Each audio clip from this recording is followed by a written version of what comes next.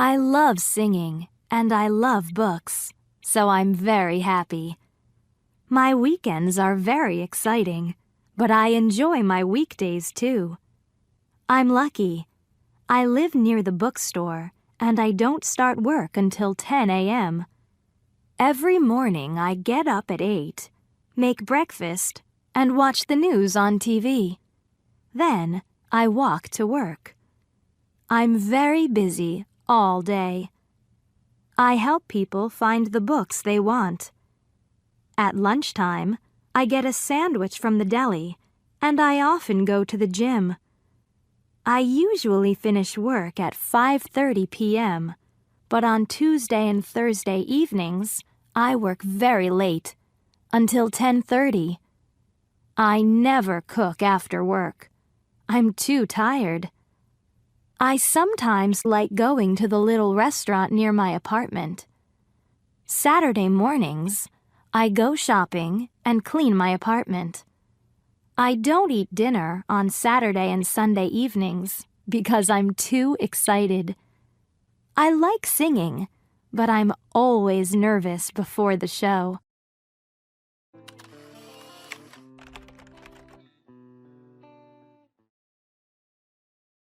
Lisa Parsons is 32 years old and lives in Manhattan. From Monday to Friday, she works at a bookstore in New York.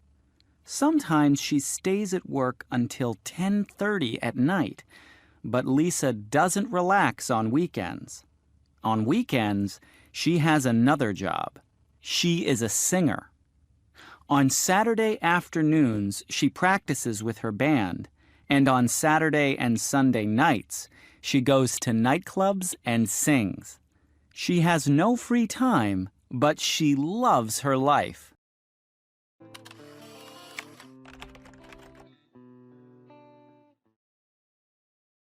I come from a small town in Minnesota, but I live in Hollywood now, and it's very different. In my hometown, people are very friendly. They walk down the street and they speak to you. They say, "Hi there," and "How are you?" Here in Hollywood, people don't walk. They drive everywhere. I live in this big house on Santa Monica, and sometimes I don't see anyone all day.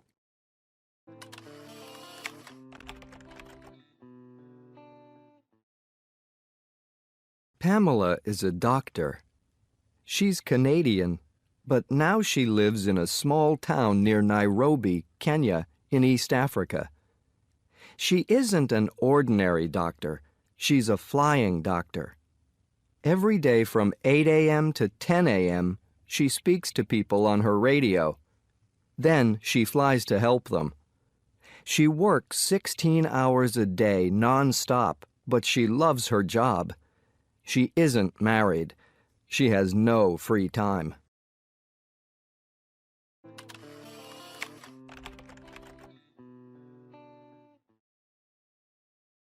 István is a music professor. He comes from Budapest in Hungary, but now he lives in the United States. He works 4 days a week at the University of Texas, Austin. He speaks 3 languages: Hungarian, English, and German. He's married to an American and has a daughter. He likes playing tennis in his free time.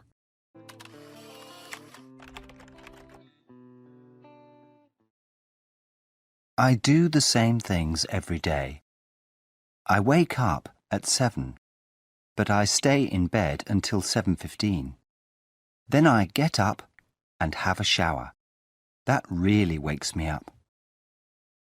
I get dressed and then I have breakfast, some toast and a cup of coffee. I leave the house at 8:30 and walk to the bus stop. I go to work by bus. I start work at about 9 and I finish work at 5 or 6. In the evening, I have dinner and watch television or play on the computer. I am usually in bed by 11.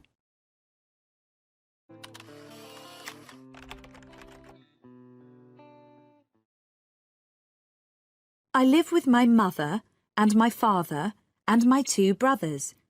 They are called Owen and David. Owen is 20 and he's at university.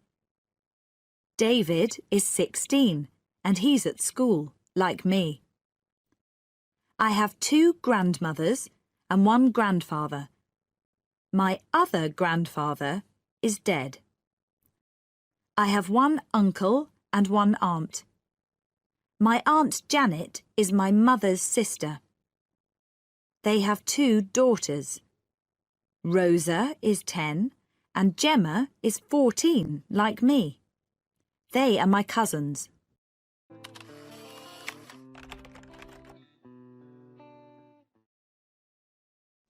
Mike is standing at the top of the stairs. He is reading something. Then he falls down the stairs. His leg hurts a lot. He tells his wife Judy that his leg is killing him. Judy gets ice for him, and then she takes him to the hospital. The doctor says that Mike's leg is broken.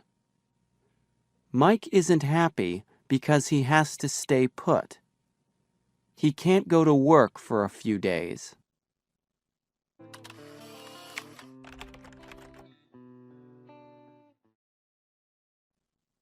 A woman is coming home late from work because she missed her train.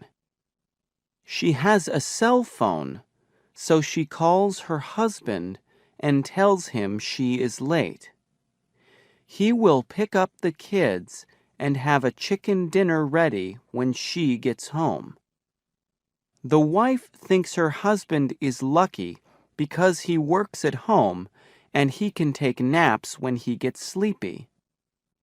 He says that he does the laundry and the dishes because he is home.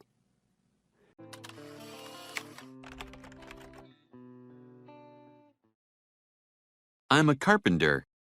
I work 8 hours a day from Monday to Friday. I get up around 6 a.m. and I work from 7 a.m. until 3 p.m. I get home pretty early, about 4 p.m. I go to bed at 10.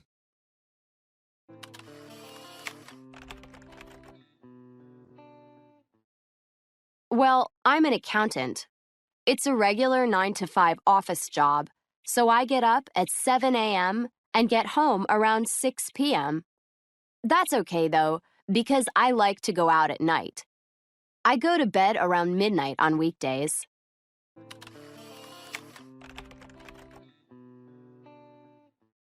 Well, my hours are a bit different. I'm a nurse. I start work at 11 at night. I work until 7 a.m. I get home at 8 and go to bed at about 8:30, and I sleep until 4 p.m. Oh, you know, I have dinner, watch TV, see friends. It's a great schedule for me.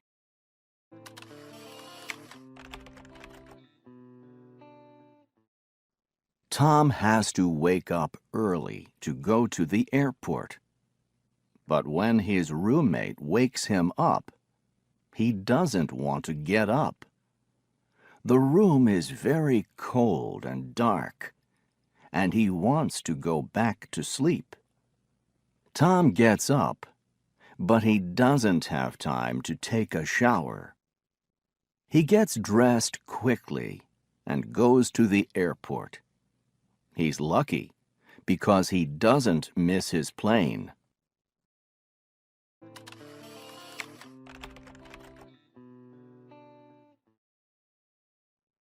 Alice and Peter go away for the weekend. They go to the beach. It is winter, so they can't go swimming. But they take walks on the beach, and they get plenty of fresh air. On Friday night, they go dancing, and on Sunday, they go ice skating. They have a good time and are very happy.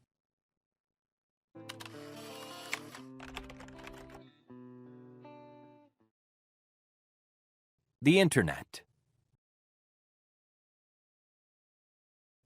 Can you imagine a day before the Internet?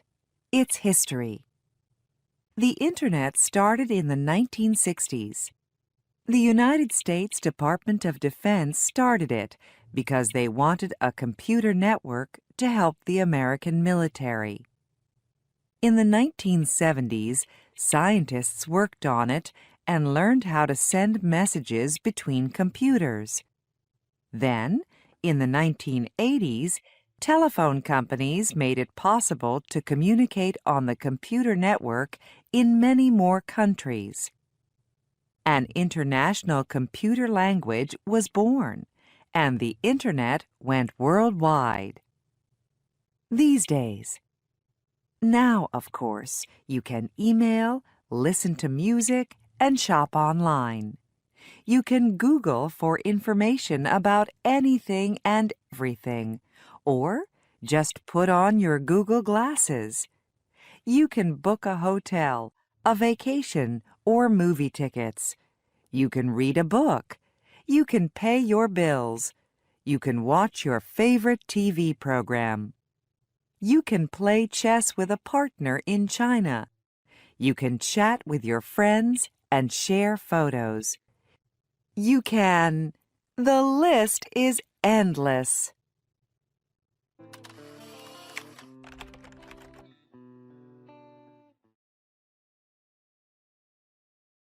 Canada through the seasons.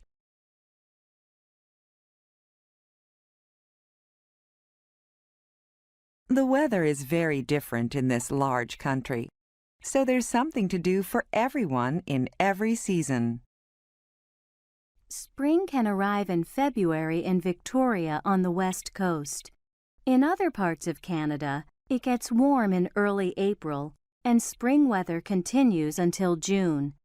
In British Columbia, you can kayak, camp, or take a train trip through the Rocky Mountains. Summer brings warm to hot weather from May to September. This is a great time to fish in one of Canada's many lakes. Kayak among whales in Churchill, Manitoba, or have some Wild West fun at the Calgary Stampede.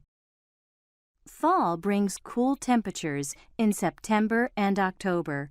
It's a good time of year to see the fall leaves in eastern Canada, enjoy hiking, visit museums, or go to the Toronto International Film Festival.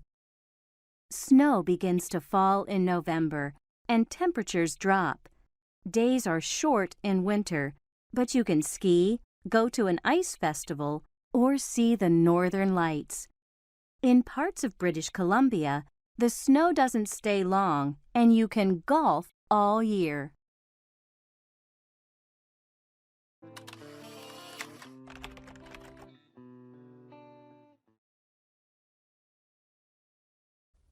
Let's read.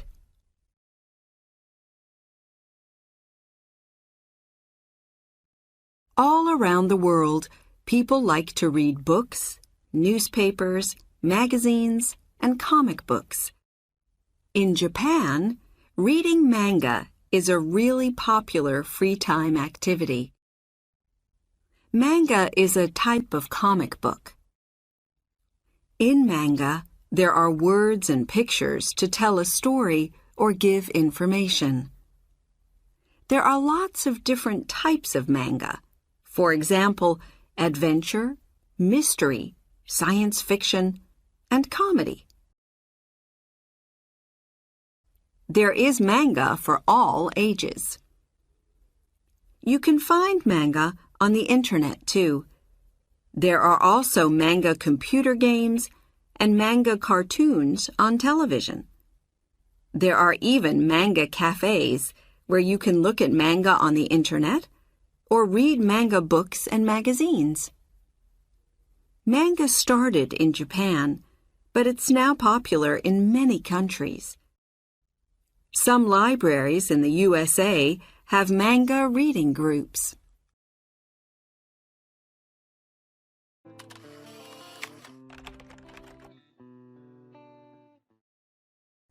The Great Wall of China.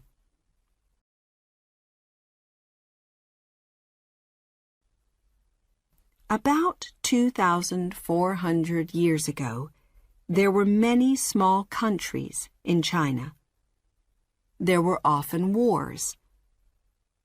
People didn't want enemies in their country, so they built big walls to keep them out.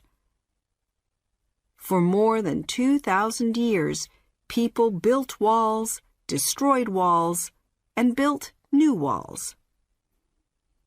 The Great Wall of China is really many walls. Together, they are about 7,000 kilometers long.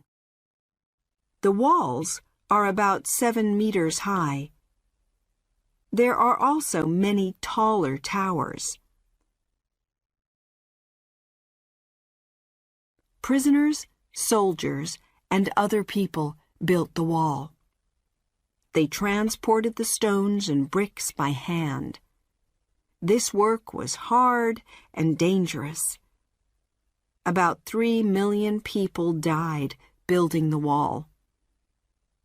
Later, more than 1 million soldiers guarded the wall, but it was hard to stop the enemies. People also used the wall as a road. Today, tourists like to walk along the wall. For many years, people thought that you could see the Great Wall of China from the moon. But this is not true.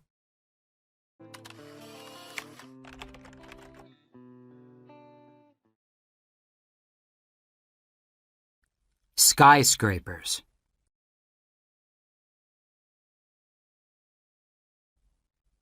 When there isn't much ground, we can build tall buildings. Very tall buildings are called skyscrapers. The first skyscraper was the Home Insurance Building. It was built in Chicago, in the USA, in 1885. It was 42 meters tall. The tallest skyscrapers are now much taller than this. The Petronas Twin Towers in Kuala Lumpur, in Malaysia, are the tallest twin buildings. There is a bridge between the two towers called a sky bridge. One of the tallest skyscrapers is the Burj Dubai. It's in Dubai, in the United Arab Emirates. It's 818 meters tall. That's nearly a kilometer. It's made of a special, strong concrete called reinforced concrete. The Burj Dubai has apartments, shops, swimming pools, hotels, restaurants, and a library. It's like a very tall town.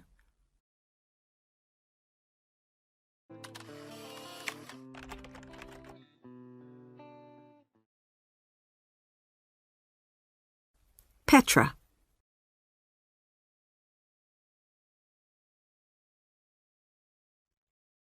About 2,000 years ago, people in the Middle East bought and sold cloth and spices in many countries. They often traveled across land in large groups called caravans. They used camels to transport people and things. One of the places where the caravans stopped was Petra.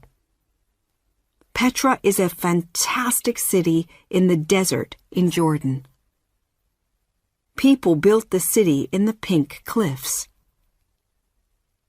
The caravans stopped in Petra because it had water and places to sleep, and it was safe from enemies.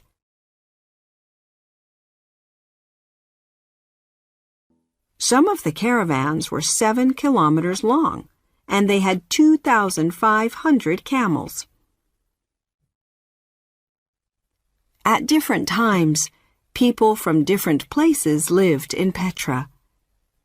They made wonderful temples, a theater, a palace, and tombs in the pink cliffs.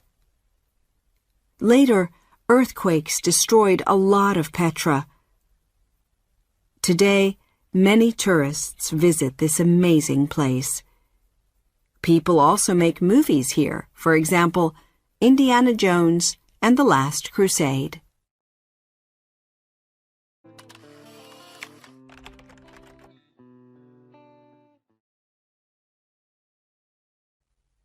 The Taj Mahal.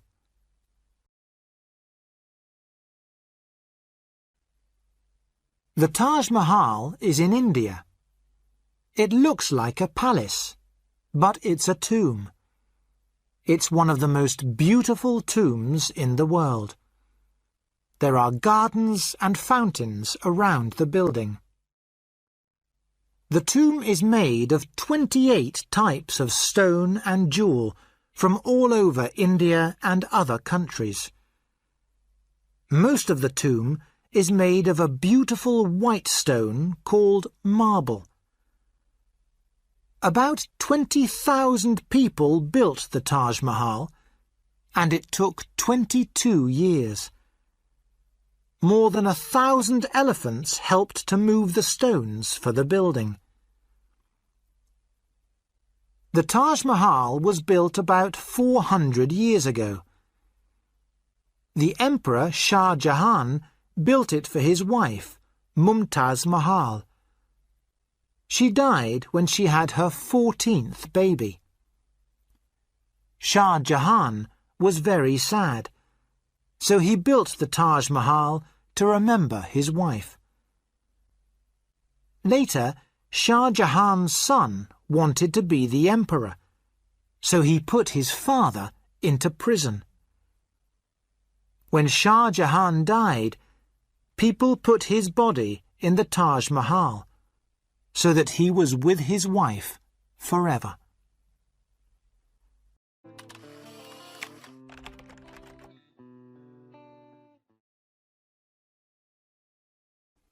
The Coliseum.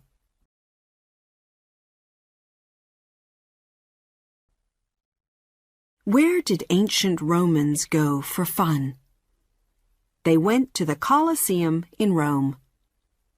They watched fights in this big and beautiful stadium. The fights were with gladiators and wild animals like lions, crocodiles, rhinos, and even elephants. The Coliseum wasn't fun for everyone. About 500,000 people and 1 million wild animals died there. About 2,000 years ago, Rome was a very important city. The Coliseum was the most fantastic building in the city. It was big enough for more than 50,000 people. The Coliseum had many arches. There were about 80 big arches to let people in and out. There was also a cloth roof to protect people from sun and rain. Later, 2 earthquakes destroyed some of the Coliseum. Then people took stones from the Coliseum to build many other buildings in Rome. So the building that we can see today gives only an idea of how beautiful it was in the past. Thousands of tourists visit the Coliseum every year.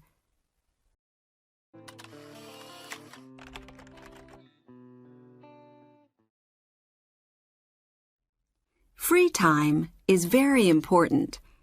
It's good for you to do something different after school or work. It's also fun. Many of our favorite free time activities are popular all around the world. Soccer is the most popular sport in the world, and it's a big part of life in Brazil. People here love to watch and play soccer in their free time. In Brazil, you don't need a pitch or expensive boots to play soccer. People play soccer in the street and on the beach. Children often play with no boots. Some people think that Brazilians are good at soccer because they learn a special way to play when they are children. They learn to play a type of soccer called futsal. There are 5 players in each team. The ball is small, but it's full of sand, so it's very heavy. Futsal started in South America, but now it's popular in many other countries.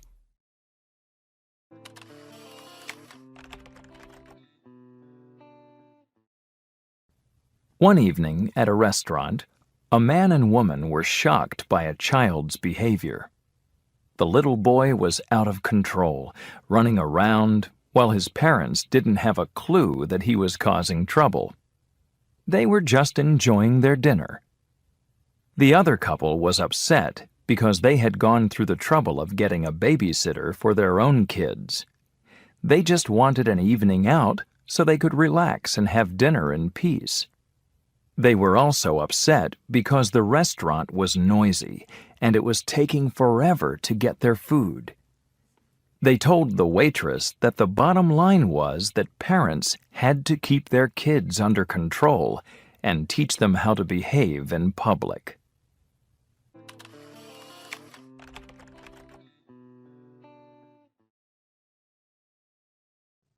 I think I'm really in hot water with my teacher. She wrote a note on my paper that she wants to see me in her office tomorrow. I think I know why. I worked really hard on my last paper, but right before I had to hand it in, I got busy, and I copied something from the internet.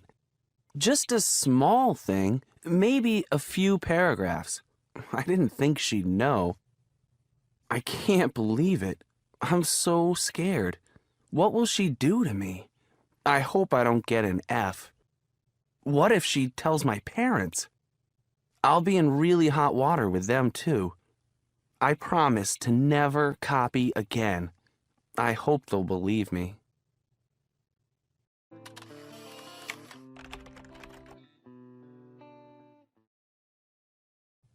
It's a big problem, and we need to solve it. But don't worry, we're working on it. Too many people are living on the streets. We're trying to help them. We're finding them places to live and helping them get jobs. And, of course, we have people helping them with their drug and alcohol problems. Please know that we're doing all we can. We're working on this day and night.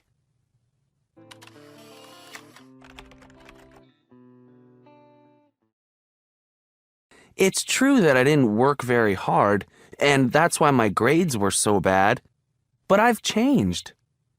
Right now, I'm working on 2 papers, and I know I'm doing a good job. And I had a big test last week, and do you know how long I studied? 6 hours a day for 3 days. Really? Believe me, this time I'm going to get all A's. Don't worry.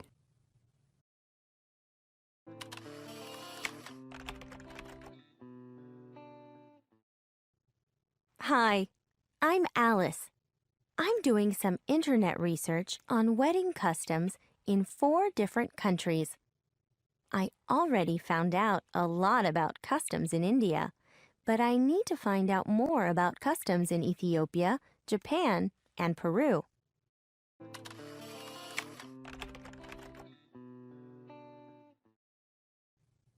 Hi, remember me? I'm Alice. I just wanted to let you know that I found a great website with information about wedding customs in Japan. If you want me to email you the address, just let me know.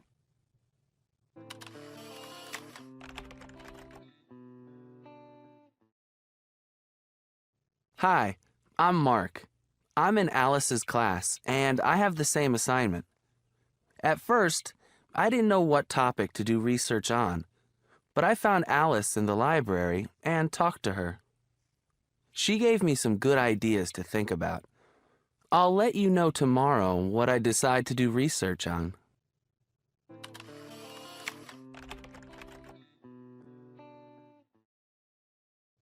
Hi there. I finally made my decision.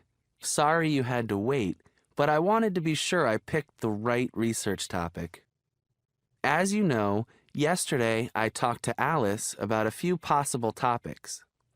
And then I got online and looked at a few websites. First, I found out what I don't want to do research on. And that's classical music, because I already know a lot about that. Well, after looking at a lot of websites, I decided to do research on the history of jazz, because I don't know anything about that.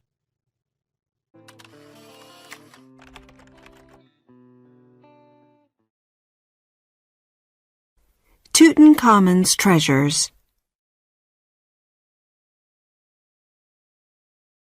Tutankhamun was a king in Egypt more than 3,300 years ago. He died when he was only 19 years old. When he died, people put a gold mask over his face. They put his body in a coffin made of gold. Then they put the coffin into 2 bigger coffins. They put all 3 coffins in a tomb with food and many treasures. The Egyptians thought that the king needed these things after he died. Tutankhamun's tomb was in the Valley of the Kings. No one discovered it for a long, long time. Then a British archaeologist called Howard Carter discovered it in 1922. When he broke through the door, he was amazed.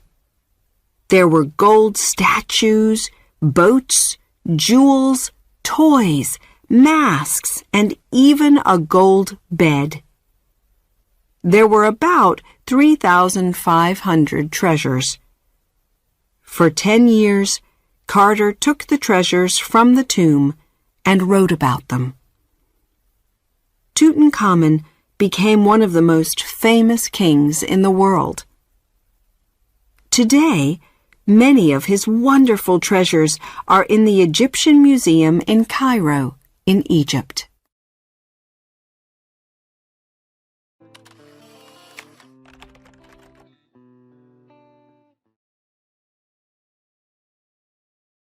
Structures in space.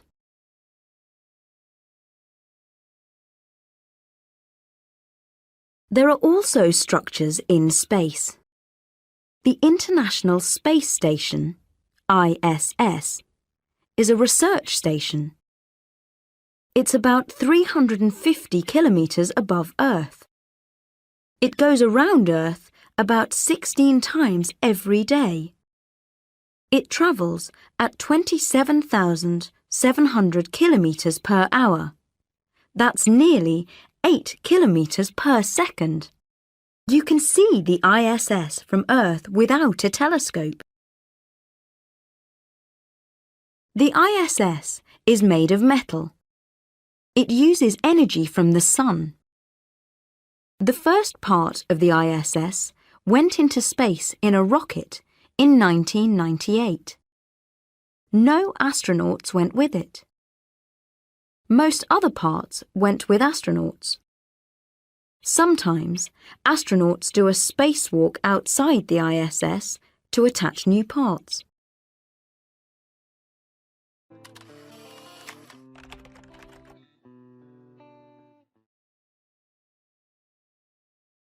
Families and friends.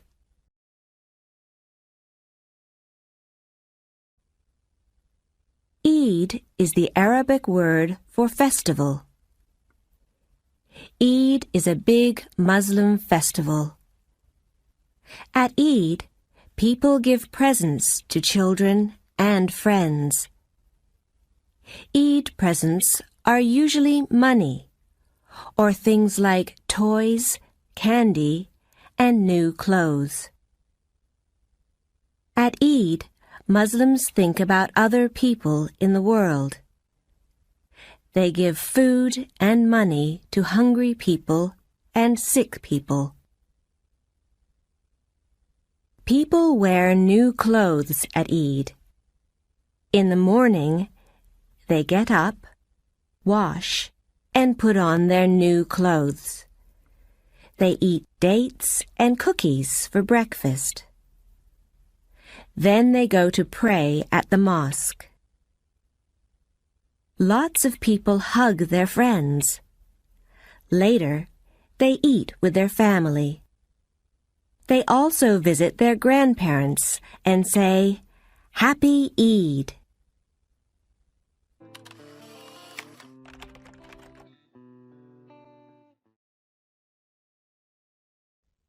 Midsummer. In June, it's summer in Europe. It's usually warm. The nights are short and the days are long. The longest day in the year is June 21st. It's called Midsummer. At this time, there are many festivals in Europe. People make big bonfires. In Finland and other countries near the Arctic, it doesn't get dark at midsummer. There's no night. In Russia at midsummer, people sing and dance all night. Girls pick flowers and make pretty crowns. They throw the crowns into a lake or a river. Midsummer is one of the biggest festivals in Sweden. People decorate their homes with leaves. They make a big pole with flowers and leaves. They dance around the pole and sing songs. They wear traditional Swedish costumes. Girls make pretty crowns with flowers.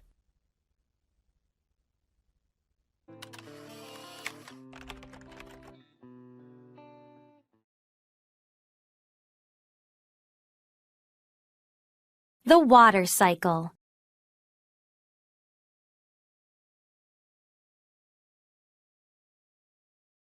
Do you know where water comes from?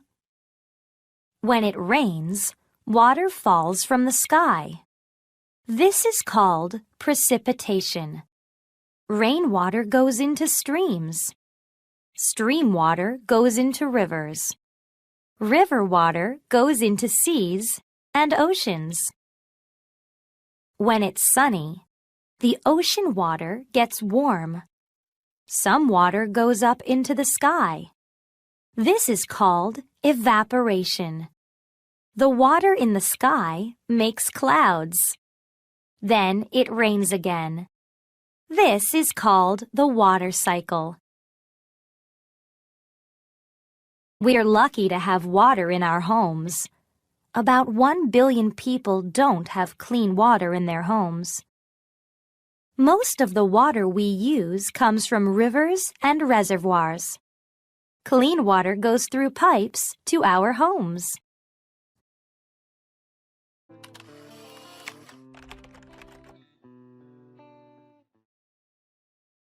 Water is all around us.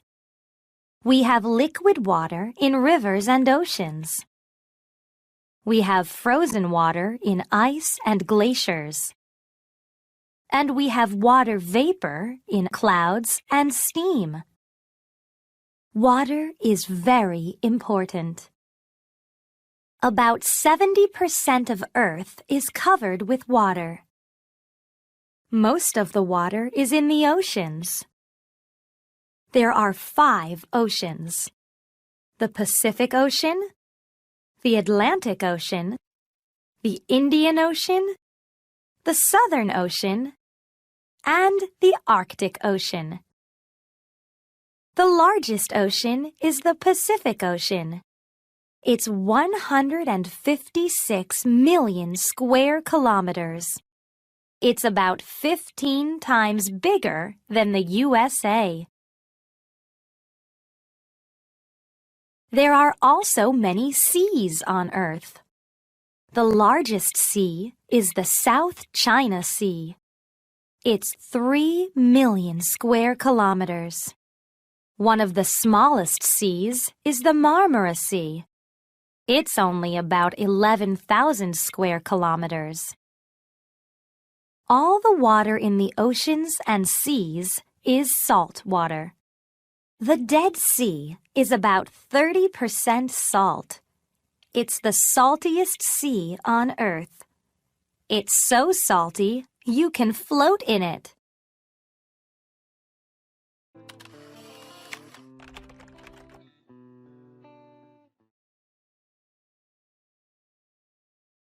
Fresh water.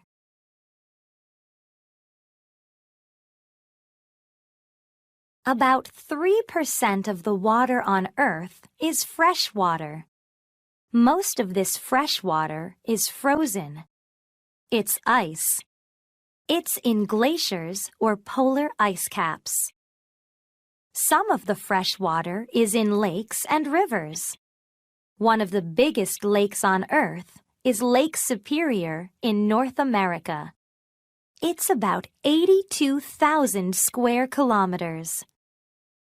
The longest river on Earth is the River Nile in Africa. It's about 6,700 kilometers long.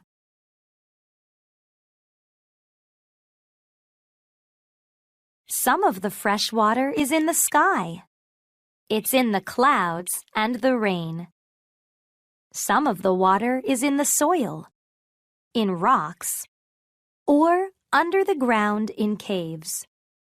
Most of Earth is covered with water, but only about 1% is fresh water that we can drink. The rest is salt water or ice.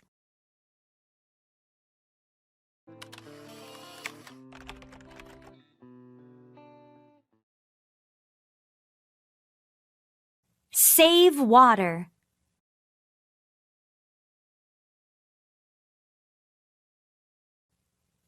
When there is no water, rivers and lakes become dry.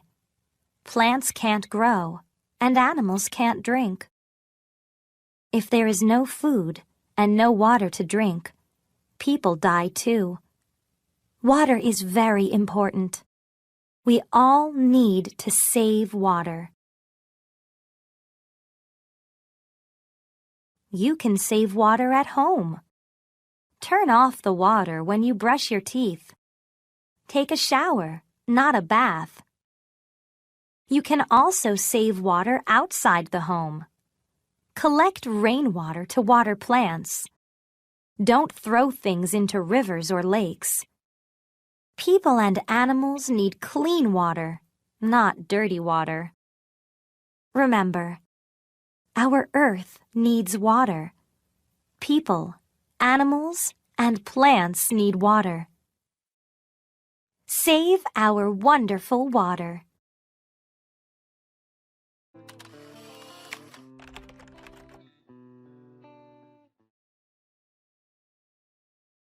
Floods can happen when there is too much rain.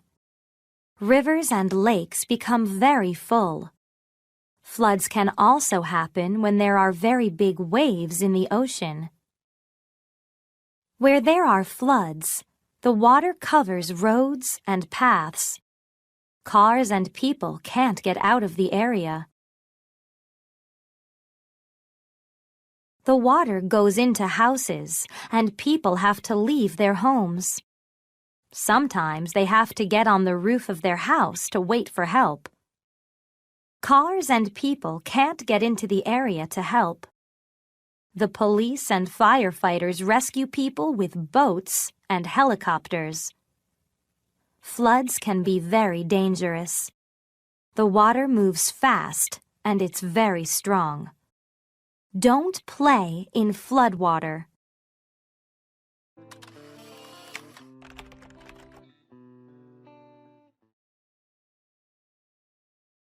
We need water.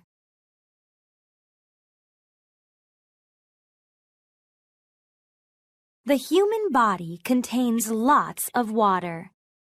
Our body is about 70% water. Our brain is about 85% water, and our bones are about 33% water. Water is very important for the human body. We can live for 4 weeks without food, but we can't live for more than about 3 days without water.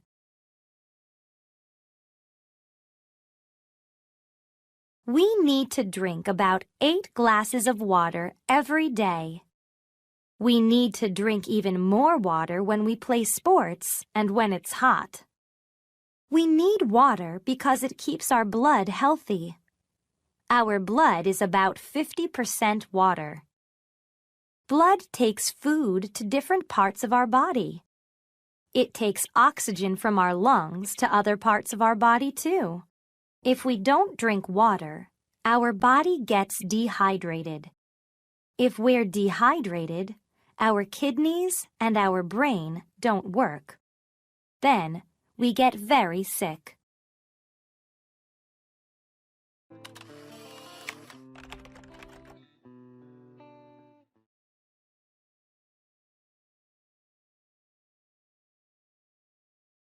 Your muscles.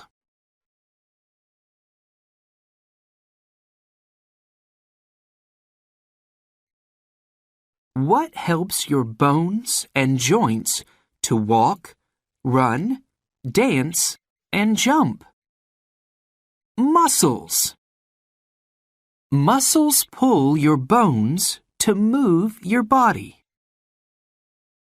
Muscles in your legs help you to ride a bicycle.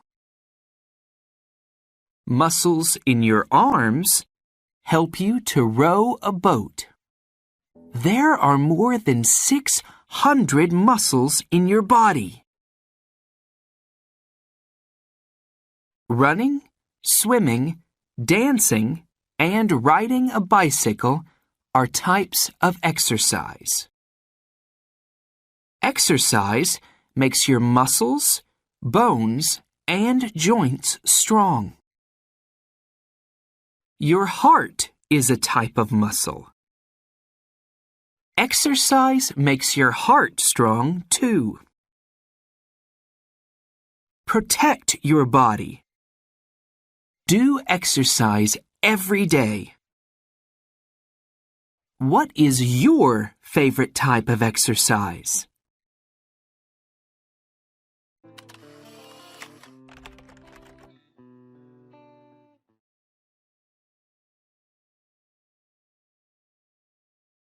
Your nose and mouth.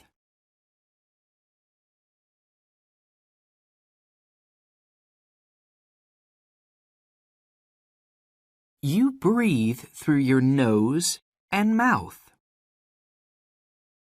Your nose and mouth take air into your body. You breathe about 15 times every minute. After exercise, people breathe fast. They can breathe 40 times every minute. Your nose helps you to smell things. Your mouth helps you to talk and eat. Your teeth bite food so you can eat it. Your body uses food to live and grow. Protect your teeth. Brush your teeth after breakfast and after dinner. And don't eat lots of candy.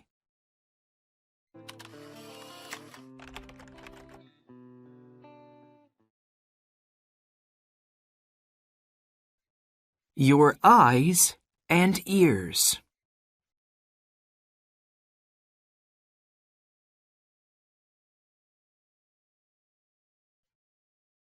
Your eyes help you to see the world around you.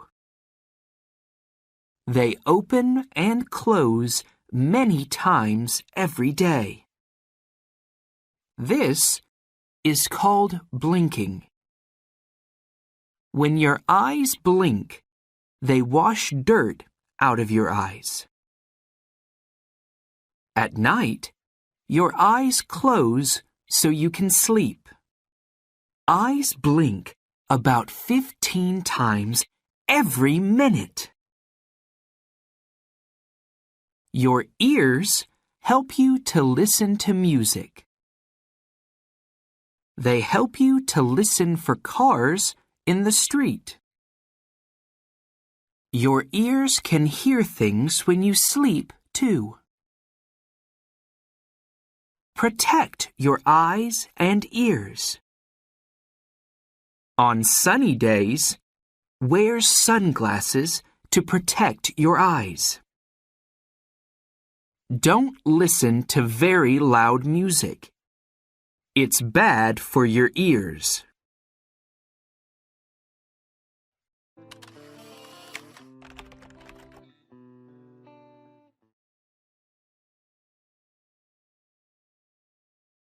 Your brain.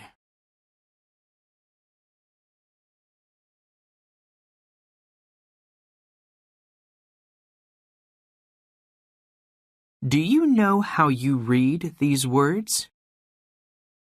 Your brain tells you what your eyes see. Your brain tells you what you see, hear, and touch. It tells your muscles when to move.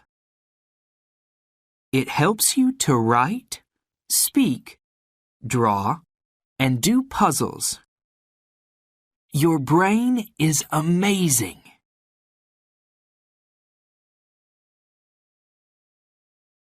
Your brain works all day and at night when you sleep. At night, it makes you breathe and it makes your heart work. At night, your brain helps you to remember things that you learn in the day. Protect your brain.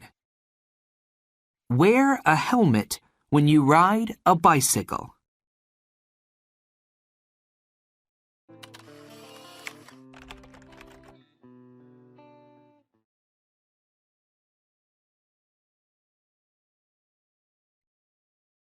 Protect your body.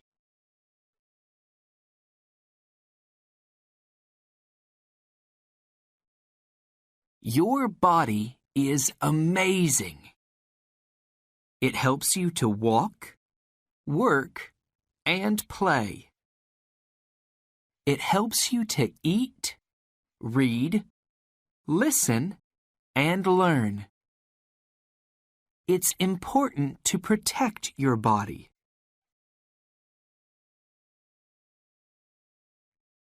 You have skin everywhere on your body.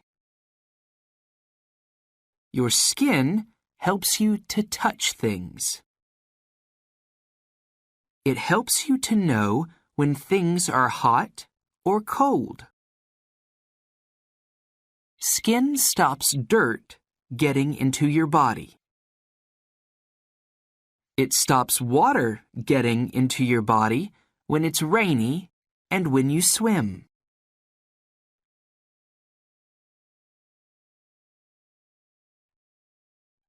Hair grows out of your skin. Hair on your arms and legs stands up when you're cold.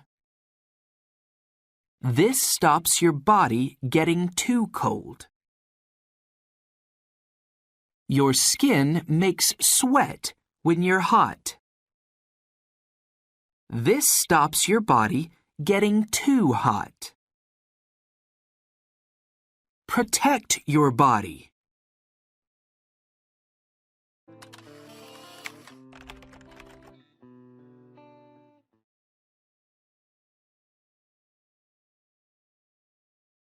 Your bones.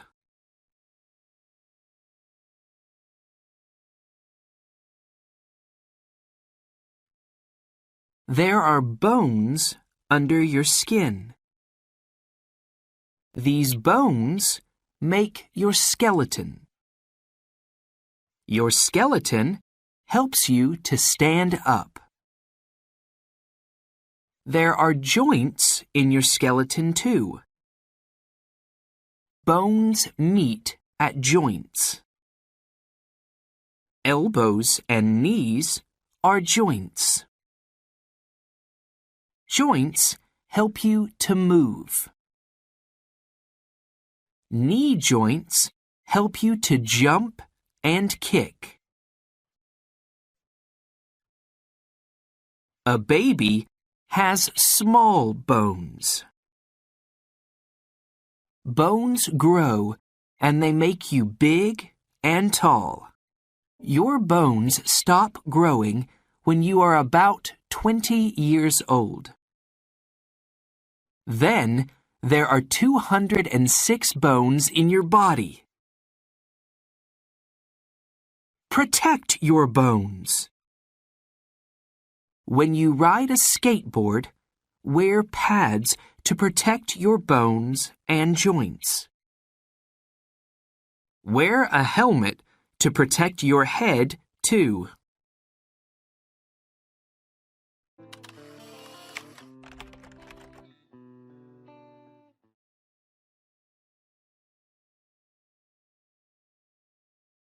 Let's go to school.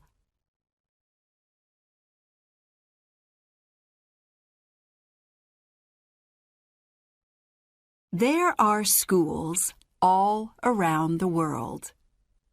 There are big schools and little schools, new schools and old schools. All around the world, students go to school. Some students walk to school, and some go by bus or by train.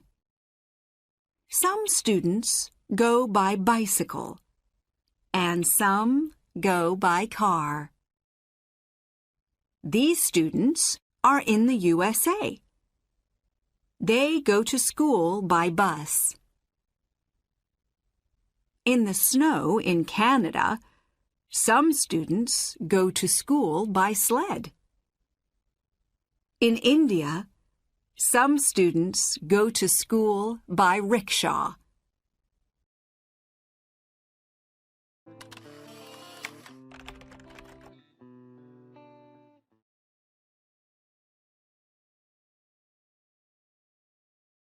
Protect your body.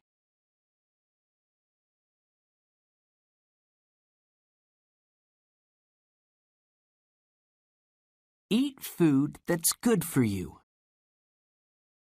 Good food helps your bones to grow. It makes you strong, and it stops you getting sick. There's lots of water in your body. You lose water when you go to the toilet and when your body makes sweat. Drink water every day to protect your body. Go to the doctor when you get sick, and go to the dentist every year. Do exercise every day. It's good to do exercise, and it makes you happy. It's good to sleep when you are tired, too. It's important to protect your body.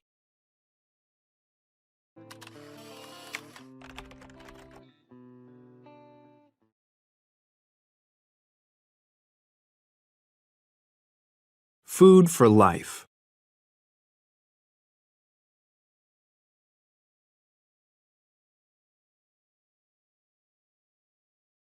Everyone needs food to live. It gives you energy to work and play. It also gives you nutrients to grow well and stay healthy. Do you eat a balanced diet with lots of different nutrients? Your body needs proteins to build muscles. Proteins are also important for healthy hair and fingernails. You can get lots of proteins from meat, fish, and eggs. Dairy products like milk, cheese, and yogurt also contain proteins. Many people don't eat animal products, but they can get proteins from plant products. Pulses, like beans and lentils, are rich in proteins. Many grains, nuts, and seeds have proteins too. Which of these foods do you eat?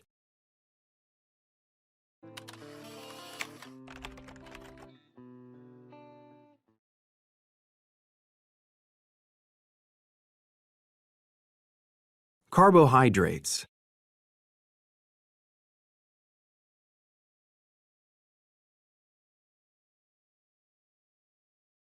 Carbohydrates give your body energy.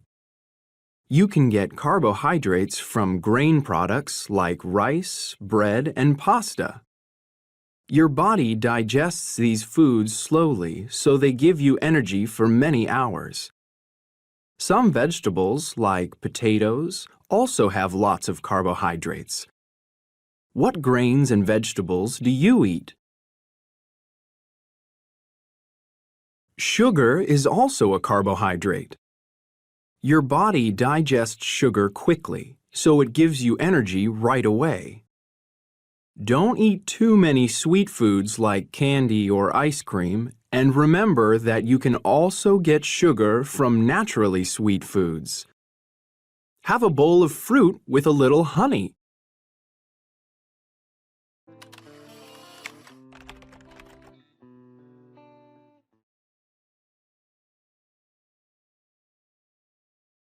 Fats.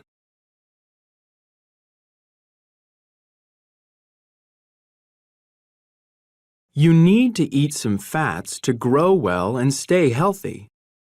Your body also stores fats for extra energy and to keep you warm in winter. Some types of meat and fish have a lot of fats. Dairy products, like butter and cheese, have fats too. You can also get fats from plant products like nuts, seeds, and vegetable oils. Be careful, too many fats can make you fat.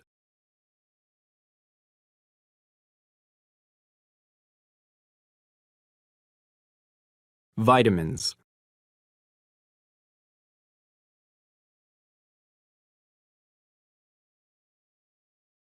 Your body needs vitamins to stay healthy and fight diseases. Vitamin A keeps your skin healthy. You can get vitamin A from orange fruits and vegetables like carrots or pumpkins. Dark green vegetables like spinach have lots of vitamin A too. Dairy products give you vitamin B for healthy blood. You can also get vitamin B from meat, fish, and eggs. Vitamin C helps your body fight diseases. You can get vitamin C from citrus fruits like oranges and lemons.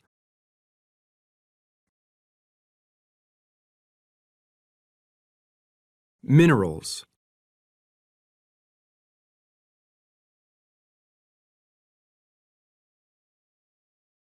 Your body also needs minerals.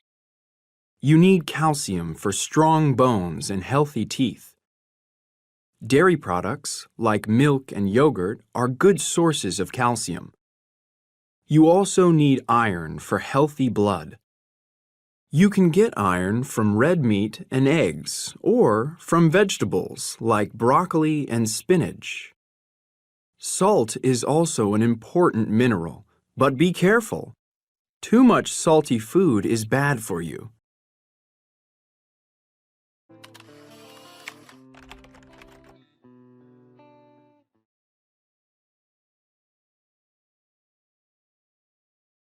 Too much waste.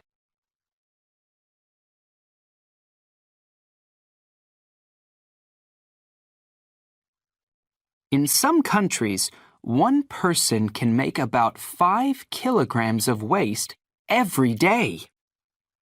Where does all this waste go? Most waste goes to a landfill. At a landfill, people put the waste under the ground. Landfills are very big because we make so much waste. Most waste materials decompose. They break down into very small pieces. Food waste decomposes fast, but some waste materials decompose slowly. Paper materials take from 2 to 5 months to decompose. Some metal materials take from 80 to 100 years, and plastic materials take maybe up to 1,000 years. Some materials, like glass, never decompose. We are making more and more waste. We need more landfills, but there's no more land on Earth for landfills. Our waste stays in landfills for too long, and this is bad for Earth. So we should make less waste. We should recycle more things. Around the world, people make up to 4 billion metric tons of waste every year.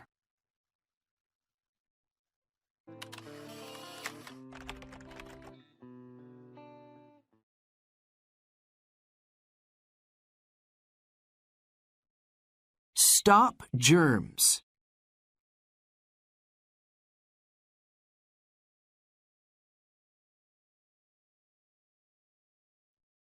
Do you get sick? Germs are things that can make you sick. Germs can get in your body when you breathe and when you eat.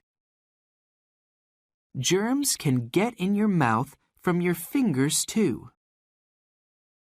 Some germs get in your body when you get a cut in your skin.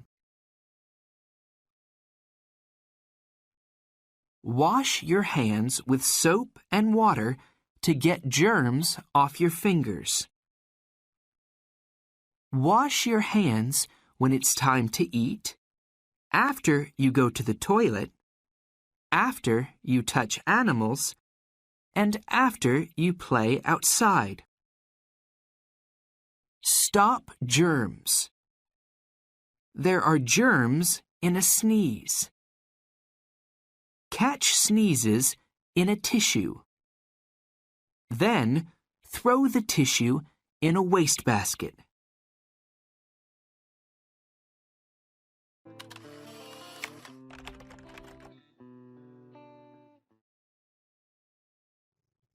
Maya. I volunteer 3 times a week after school. I go to an elementary school in an underdeveloped neighborhood and help students with their homework. They don't have private tutors, and their parents are usually busy working. The kids look up to me and ask me for advice. I try to set a good example, and I encourage them to study hard.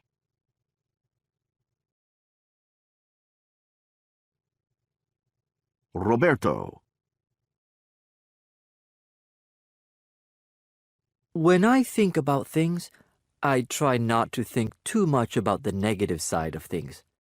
I try to focus on the positive. I think things will work out for the best, and they usually do.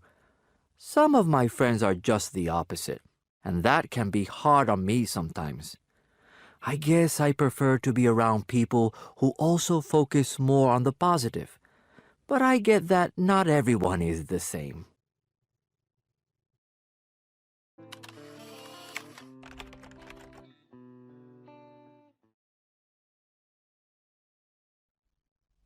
The sun is a star.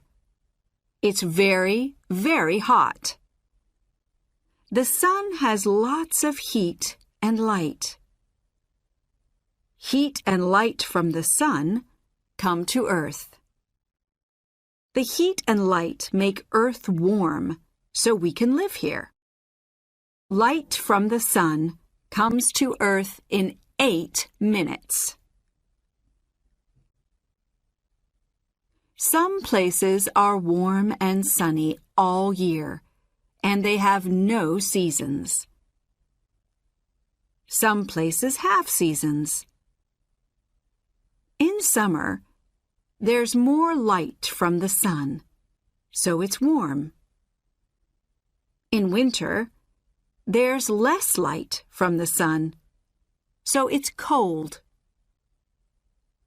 Is it warm and sunny where you live?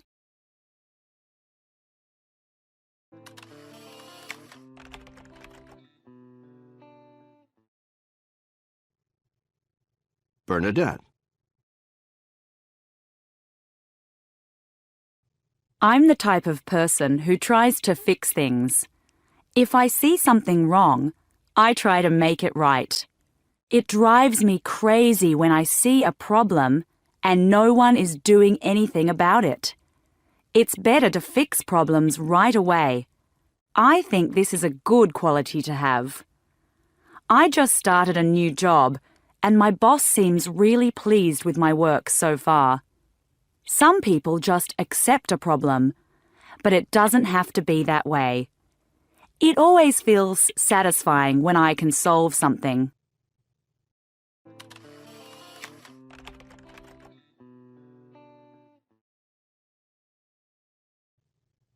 Young Ho.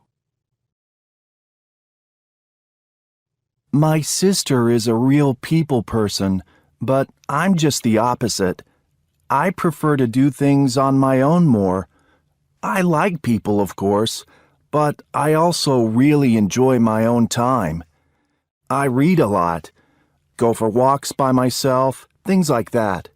I have friends, and we have a lot of fun together, but I guess I prefer being on my own. Some people think that's a bad thing, but I don't think so.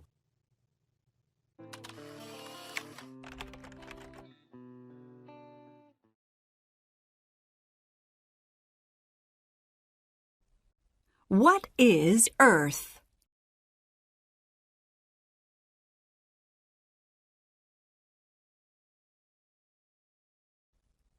Let's look at Earth.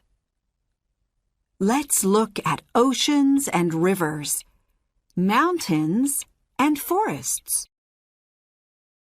Earth is amazing, and it has lots of amazing places.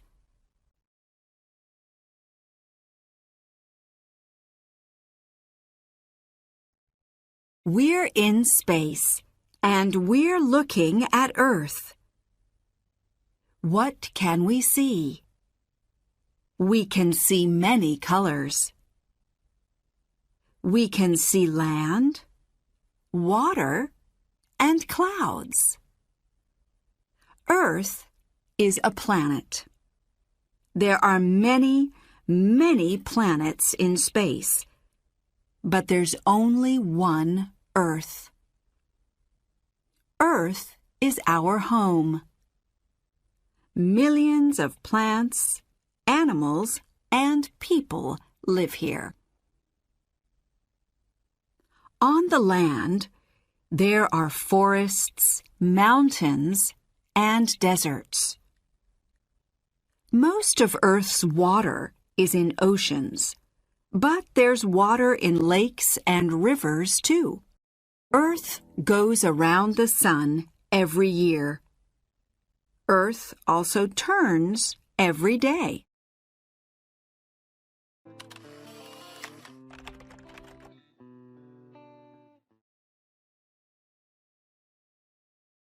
Jobs.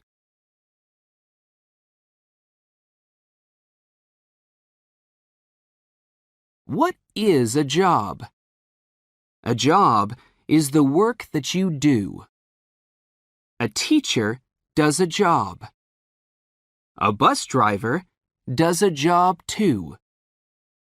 Most people do jobs for money, but not all jobs are for money.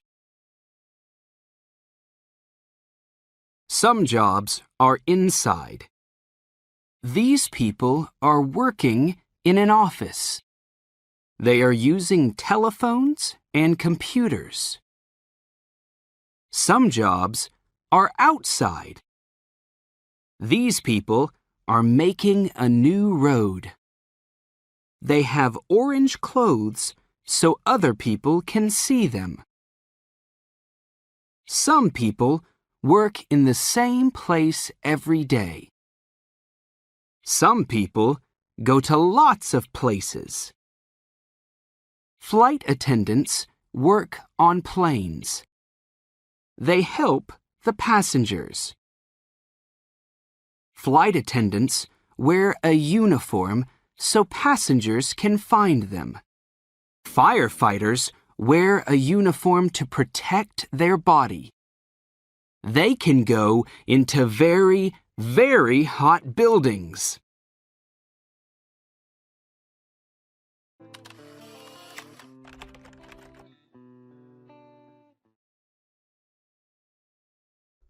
Human Rights Hero.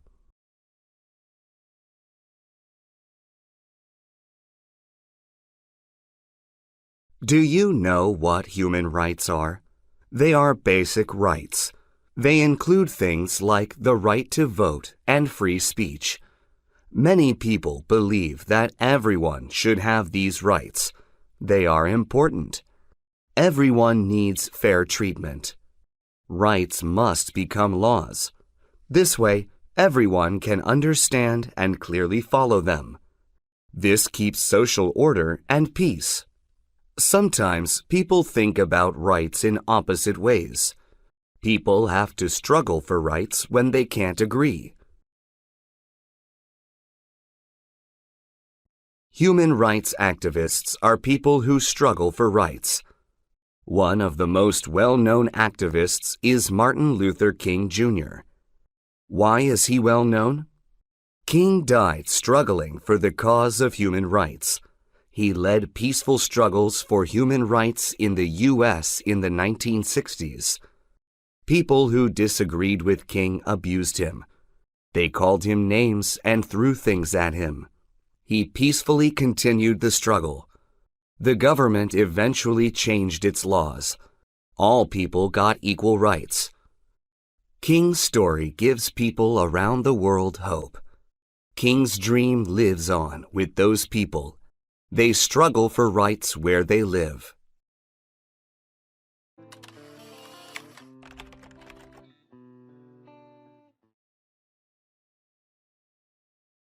Homeschooling.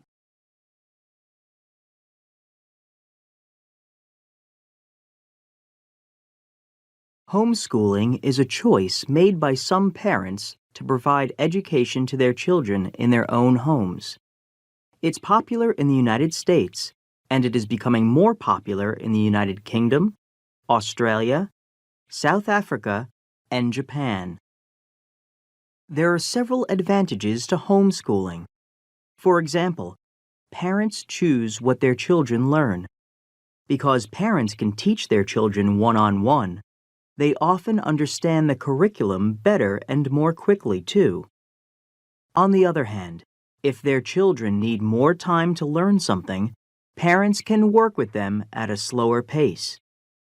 Parents also like to spend more time together as a family, and children feel safe at home. A safe environment often leads to better learning. There are disadvantages as well.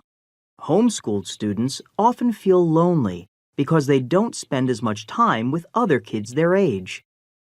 They don't get to talk with classmates about things like parents and homework. Parents also feel lonely because they must spend time teaching children and don't get to talk with other adults at work.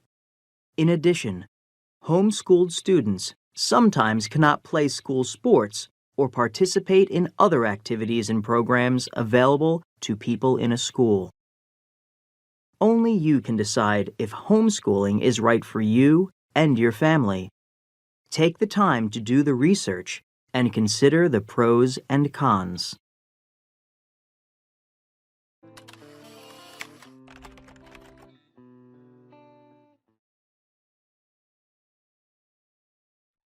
Electricity.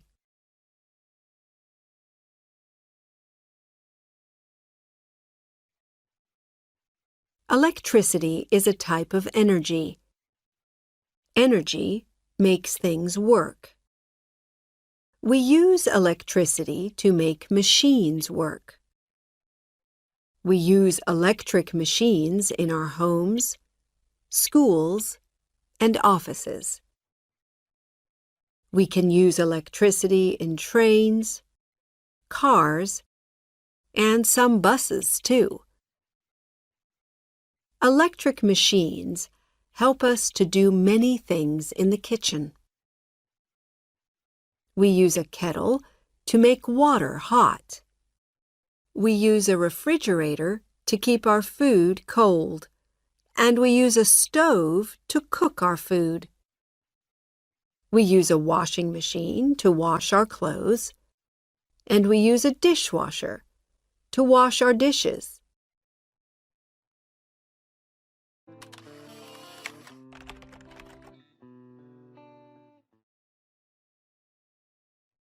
Electricity in nature.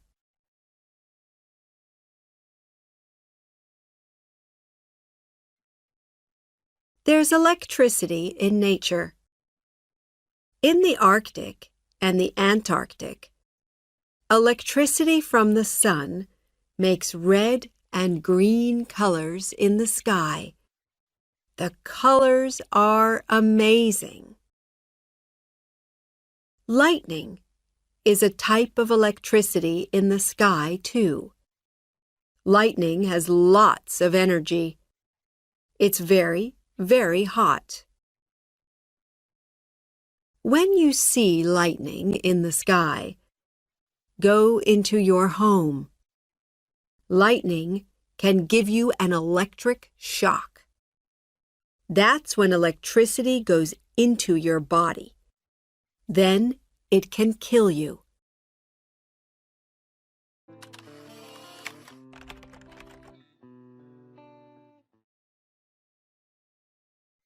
How we make electricity.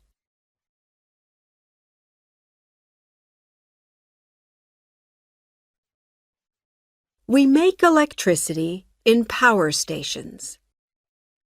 We use this electricity to make machines work. Many power stations use coal to make electricity. We burn the coal to make water hot. Hot water makes steam. The steam turns a turbine. The turbine turns a generator. Then the generator makes electricity. Some power stations don't use coal. This power station uses water from a river. The water in the river turns turbines. We can use wind to make electricity too. This is a wind farm. The wind turns turbines to make electricity.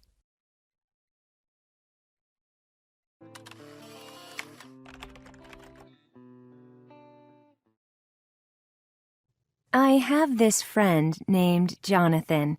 He's been a close friend for a long time. Last month, I asked to borrow some money from him. It wasn't a lot, and I said I'd pay him back in a week. A week went by, and I didn't have the money, so I said I'd pay the following week. He got all upset with me and said he needed the money right away.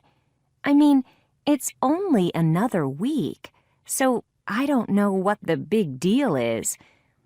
I managed to get the money together, and I just paid him. He didn't say thank you or anything, and I'm now afraid I may have lost his friendship over this.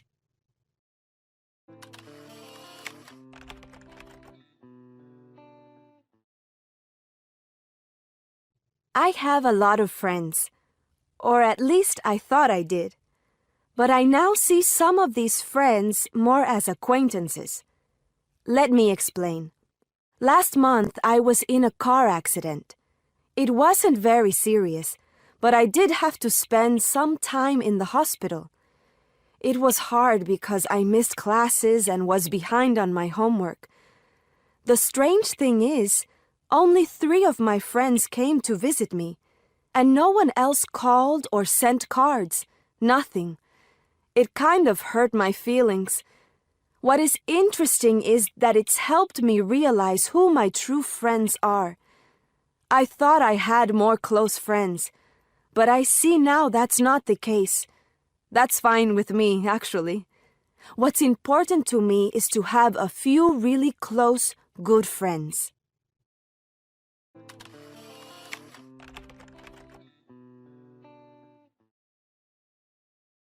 My friend Casey is probably my best friend. She's honest, reliable, and truthful, all qualities that are important for me in a friendship. Well, the other day, I was telling her about my sister. My sister was mad at me because I didn't remember her birthday. I told my sister she was acting silly, and now she is hardly talking to me.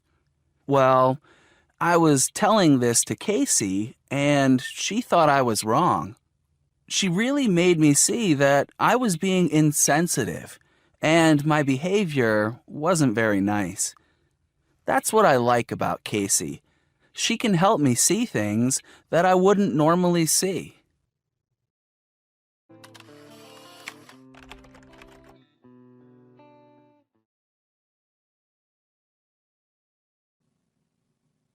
My travel journal.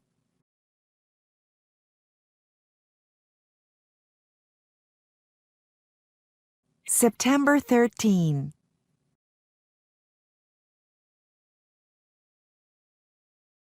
I arrived in New York City 2 weeks ago.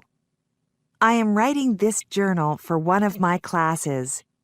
My teacher says it is a good way for me to practice writing in English and to write about my experiences here in the United States. So far, I like New York and my school. I have 3 classes a day. Most of my classmates come from Japan, Korea, Poland, Germany, and Brazil. There aren't many Italian students, so I have to use English most of the time. I am learning a lot.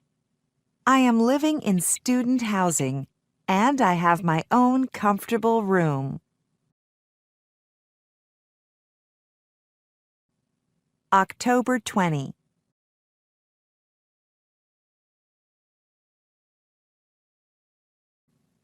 My English is hopeless. I was on the bus this morning, and a man spoke to me, but I hardly understood him. I was so embarrassed. Why is my English improving so slowly? I want to make lots of American friends, but this isn't happening so easily. I feel shy, and it is hard for me to talk to people, even my classmates. I like them, but sometimes I can't understand them very well. I'm feeling homesick. I miss my friends and family.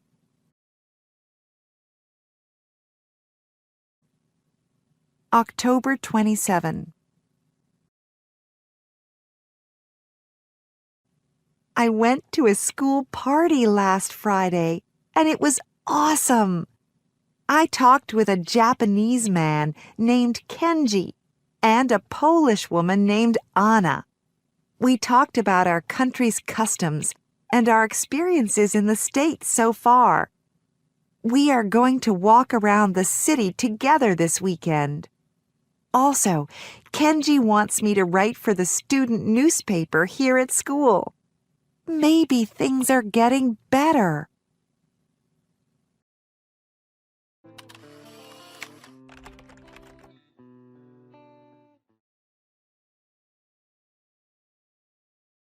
Stop pollution.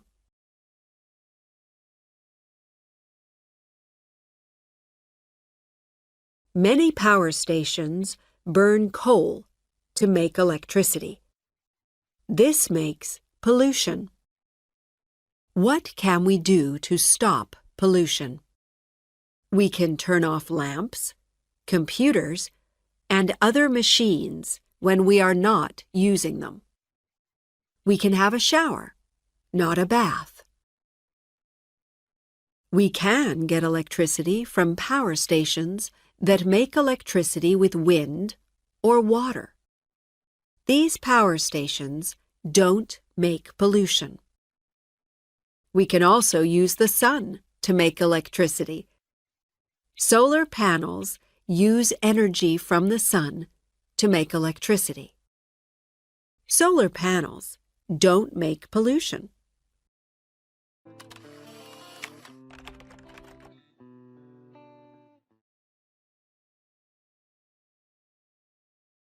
Batteries.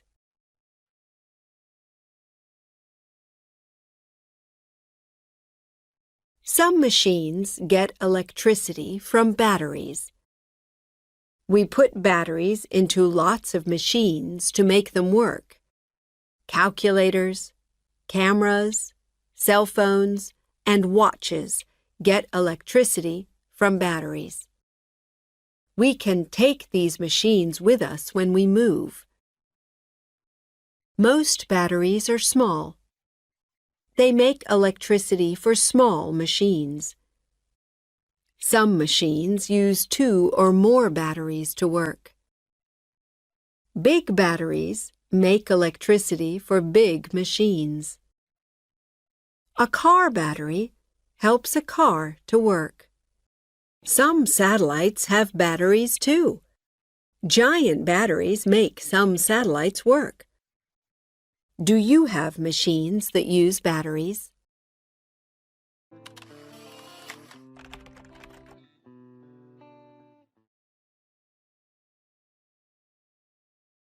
Be safe.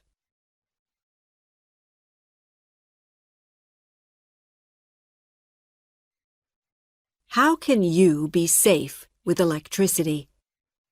Don't put electric machines next to water. Electricity can move through water to you. Firefighters don't use water to stop electric machines burning. They use powder to stop the fire. It isn't safe to put your fingers in sockets or electric machines. Electricity can move from the socket or the machine to you. It can give you an electric shock. Remember to be safe with electricity. Electricity helps us to do many things every day and every night. Electricity is amazing.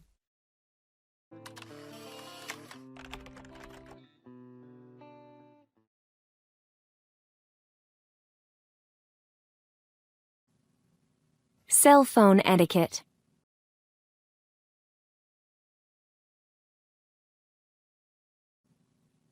The first point I'd like to address is when not to use your phone.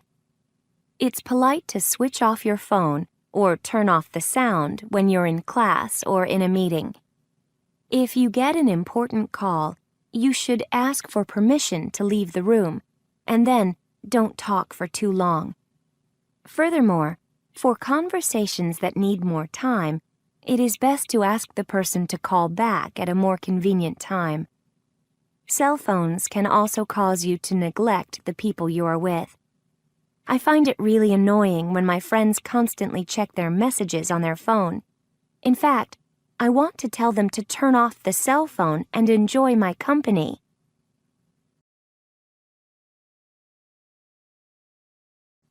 Another point that needs to be made has to do with personal space.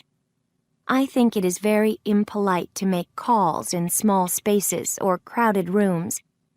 This makes others uncomfortable and forces them to listen to your personal conversations. Additionally, it disturbs other face-to-face conversations. That's why I never use my cell phone within a few meters of other people, except in emergencies. Lastly, I would like readers to pay attention to the dangers of using your phone while doing something else. For instance, driving and texting is a bad combination. Likewise, using your phone or texting when walking can make you careless. You don't want to get hit by a car. Pay attention to where you're going.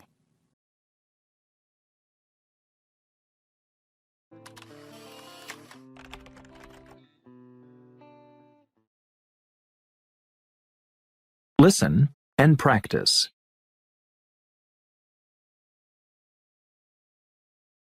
The Socratic Method.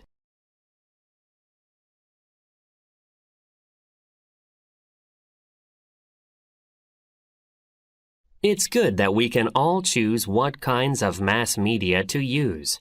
We can enjoy news programs, movies, songs, and other media that we like. But what if someone wants to change something you like? What if they want to ban it? What if you disagree with things other people like? How would you debate these issues? In ancient Greece, there was an intelligent philosopher named Socrates. He thought about the best ways to debate ideas. He created a system of discussion called the Socratic Method. It's one of the best ways to debate an idea. It's done by asking and answering challenging questions about an idea.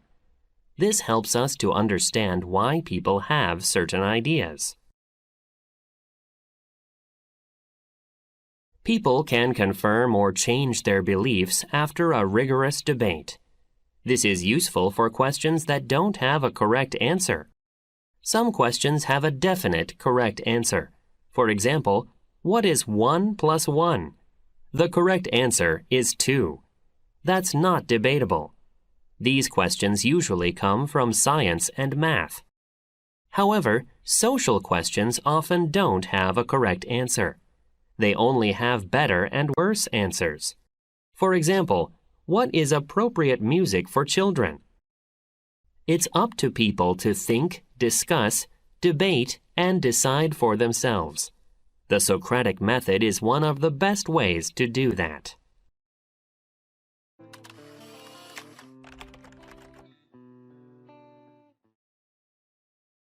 Listen and practice. Lila Martin goes to nice restaurants, eats cake, listens to bands, and gets paid for it. Lila is a wedding planner. She chooses the place, the food, and the music for people's weddings. It's stressful because everything needs to be perfect.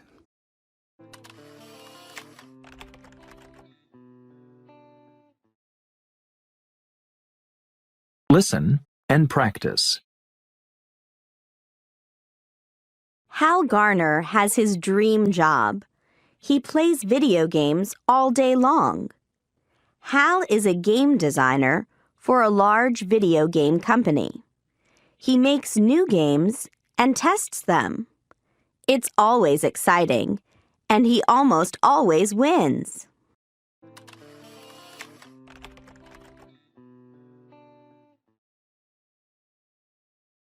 Listen and practice. Junko Watanabe has a sweet life. She makes bread, cookies, and cakes in her neighborhood bakery. Junko really likes her job. Her salary isn't great, but the customers love her cakes and cookies, so she's happy.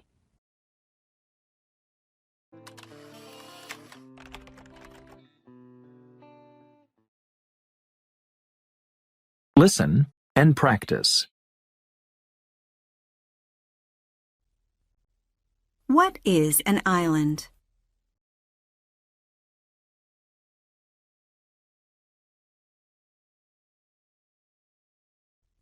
An island is a piece of land with water all around it. There are many different types of island. An island can be very small, or it can be big, with mountains, lakes, roads, and cities. Some islands are hot, but others are covered with ice. Some islands have animals and plants that don't live anywhere else. Only about 10% of people live on islands. Less than 30% of Earth's surface is land. There are 7 continents and thousands of islands. Some islands are in the middle of an ocean, and others are near the mainland. Many islands are so small that you can't see them on this map.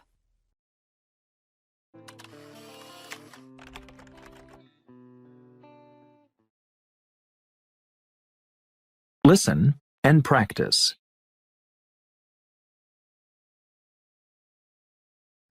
Using resources carefully.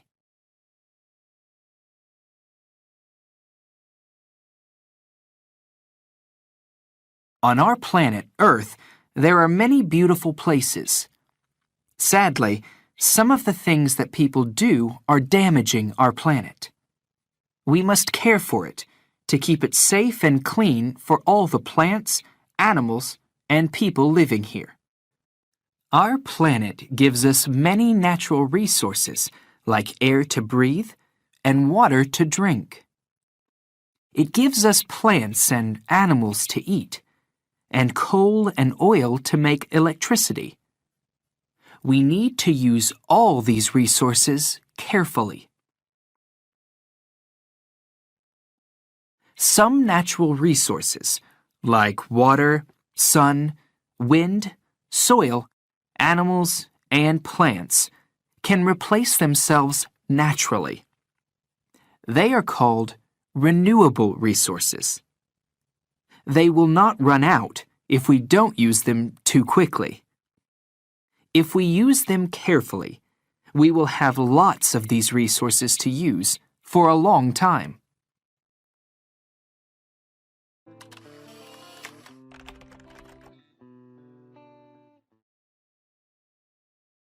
We all need water.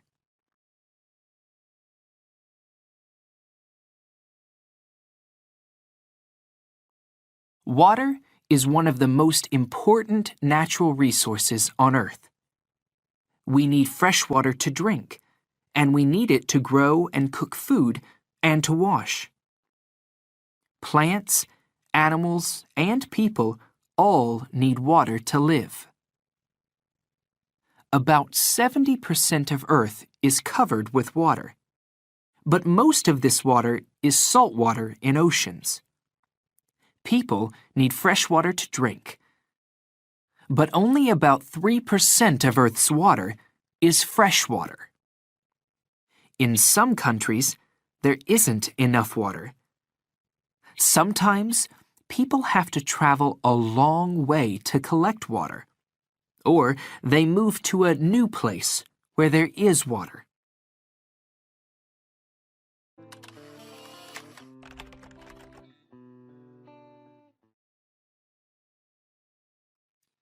Non-renewable resources.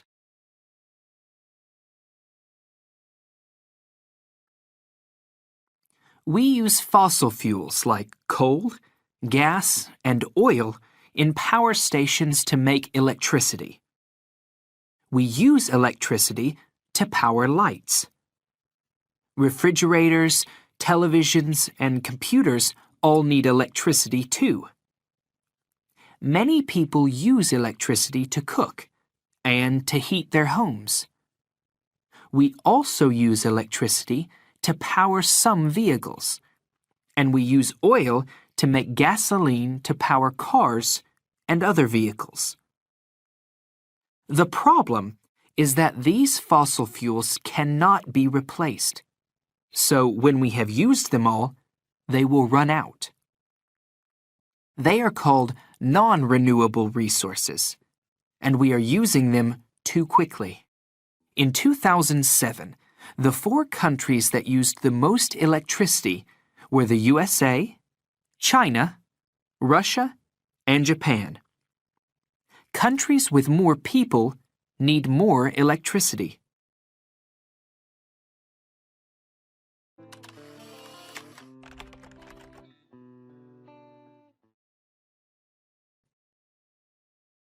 Pollution.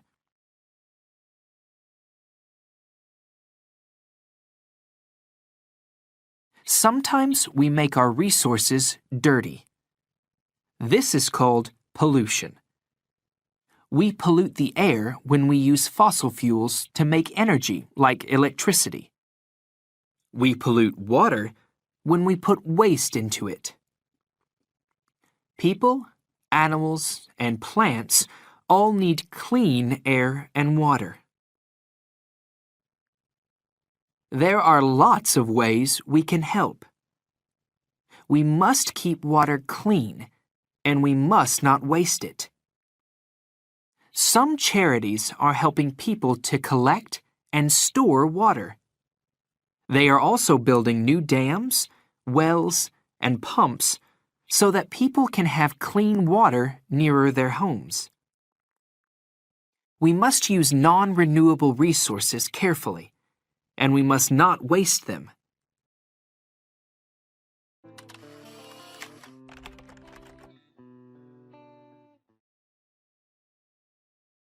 Listen and practice. Caring for others.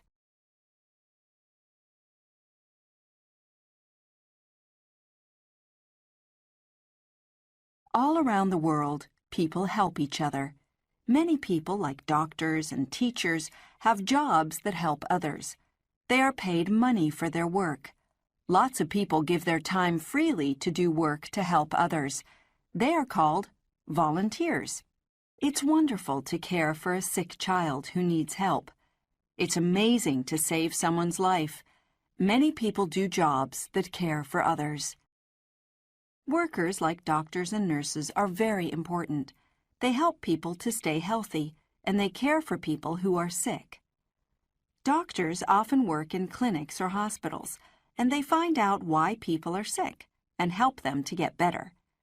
Some doctors, called surgeons, do difficult operations. Nurses work with doctors. They give medication and care for sick people and their families. In some schools, there's a nurse to help children who are sick or who have an accident.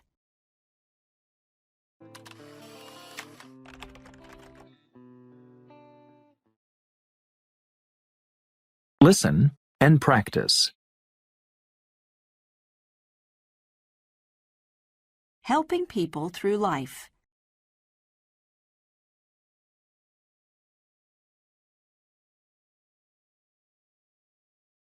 The people who bring babies into the world are called midwives. They also help the baby, mother, and father to be well in hospital or at home. Children and adults get help from doctors and nurses in schools, clinics, and hospitals. They can have vaccinations, and they can learn about being healthy. They can also go to the dentist to care for their teeth and mouth. Every year, about 130 million babies are born around the world. That's about 250 babies every minute of every day.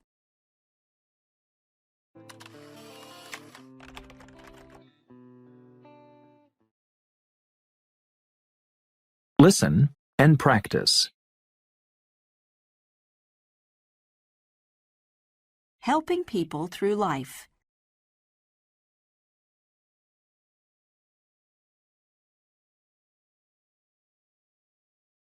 The people who bring babies into the world are called midwives.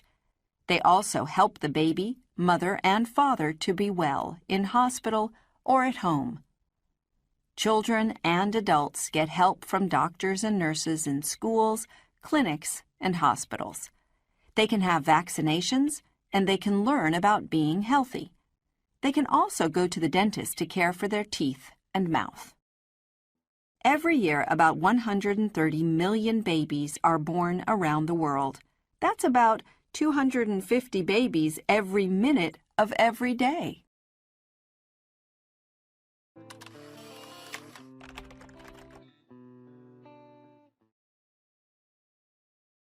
Listen and practice. It's important to stay healthy. We should care for our body from when we are young to when we are old. If we eat well and walk or do sport, we probably won't get sick very often. We can help ourselves to stay healthy. Others can help us too, if we are sick or disabled, or if we have an accident. When people are old, sick, or disabled, they often need help with cooking, cleaning, shopping, washing clothes, and taking medication. They can get help at home from other people in the family or from care workers. Sometimes they have to live in a care home.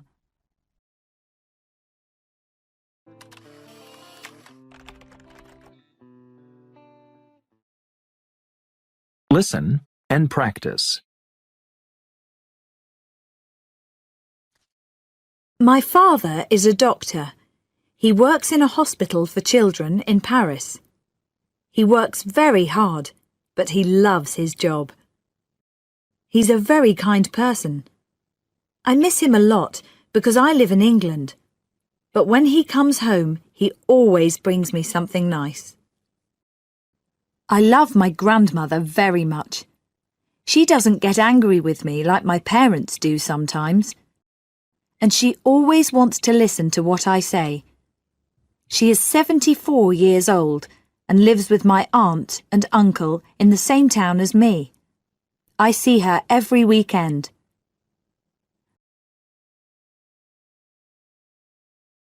My brother is 4 years younger than me, but he goes to the same school as me. He has blonde hair and is quite small for his age. I have a notice on my door at home that says private, but he comes in without knocking. So annoying. But he is very funny sometimes too. Uncle Harry is an actor. He's often on TV. He lives in London, but he often comes to see us. He's my mother's brother, and he's an interesting person. I like to talk to him about films and TV programs. He's a wonderful storyteller.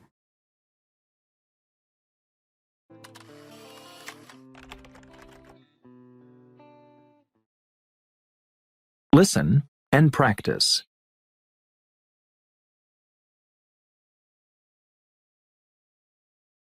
Studying abroad.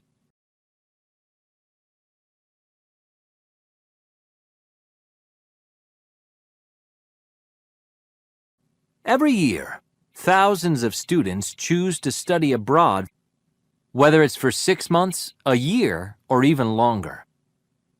Many people find the experience of studying abroad very exciting, but also very scary.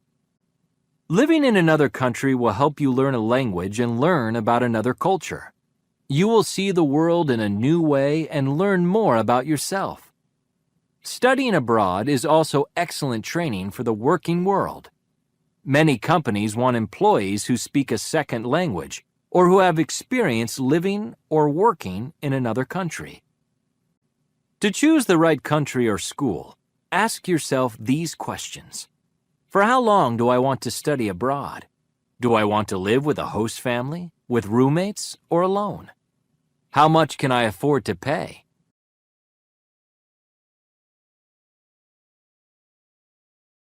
Based on our experience, it's best to get your passport and visa early.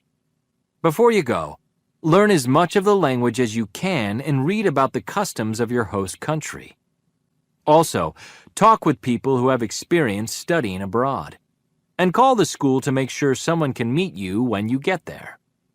Make sure to bring some local money and a credit card. Be curious and open to meeting new people and having new experiences. Don't expect to always be comfortable. After the first few weeks, it's usual to feel a little homesick. You'll miss your family and friends. Remember that it takes time to get used to a new place with new customs. Talk to your new friends and write about your feelings.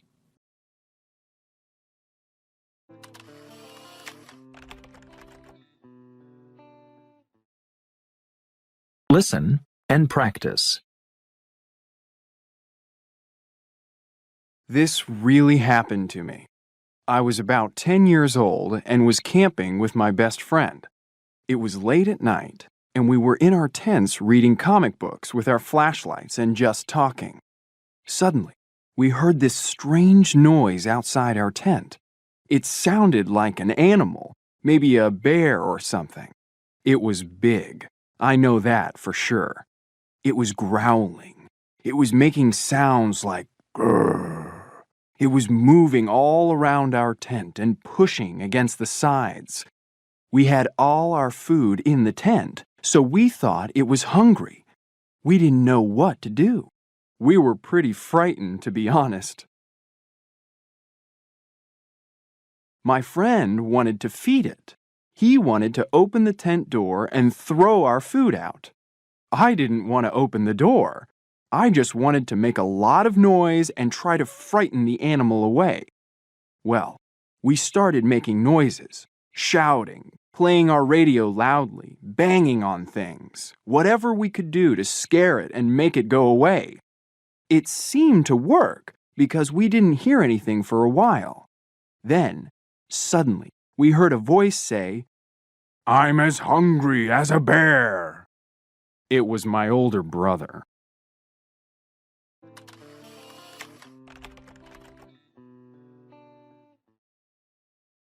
Listen and practice.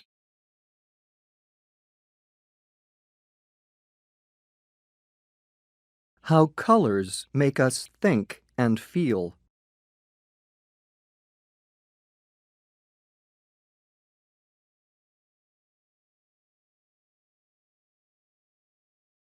What does the color pink make you think of? How does the color blue make you feel? Why do hospital doctors wear white coats? What color room makes you feel relaxed? Colors affect everyone. Each person may have a different answer to these questions, but we can agree that colors affect everyone. We think carefully about color when we choose our clothes or select paint for a room. But we are often unaware of how color affects us. For example, the color of a room may affect our emotions. Advertisers use color to influence our choices at the supermarket. In addition, we may not realize that colors have many different meanings.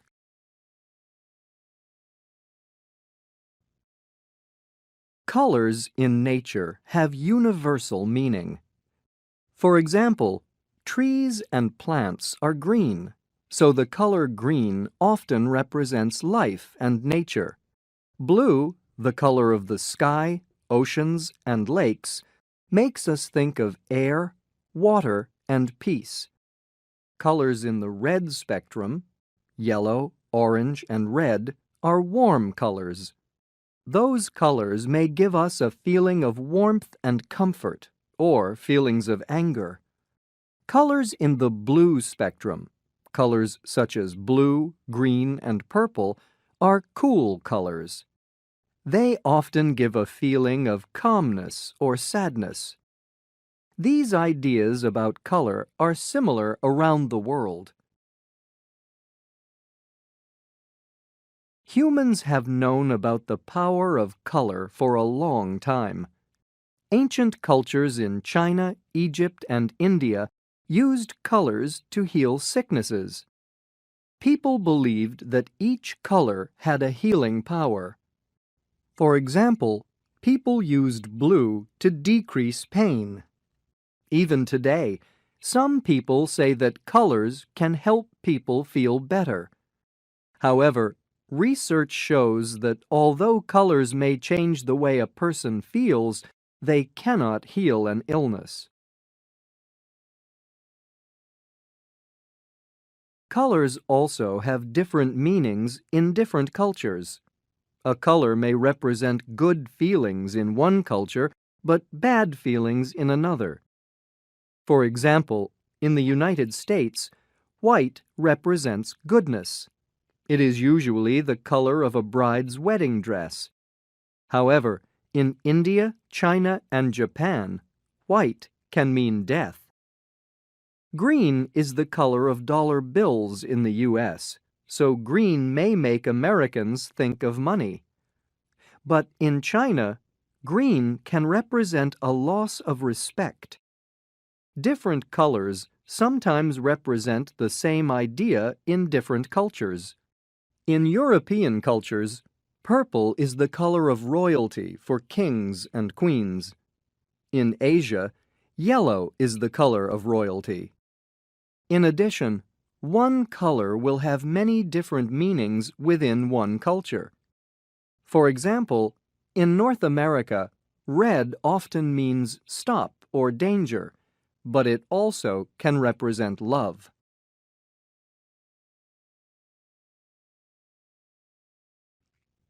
Color psychology is the study of how colors affect our emotions. Researchers are finding that colors can change our behavior in specific ways. For example, one research study showed that people could lift heavy weights more easily in blue rooms. Other studies have looked at how colors influence decisions. Soccer referees made more decisions against teams that wore black uniforms. Taekwondo referees gave competitors in blue clothing higher scores than competitors in red. In another study, students who saw the color red before a test did much more poorly. Of course, these test results might vary from culture to culture.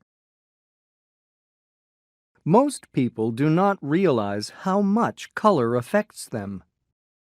It can affect how people think, feel, and act. Some colors, such as those in nature, can have the same meaning for everyone. Other colors' meanings may be different in different cultures. We can increase our understanding of ourselves and the world around us by learning about what colors can mean or represent.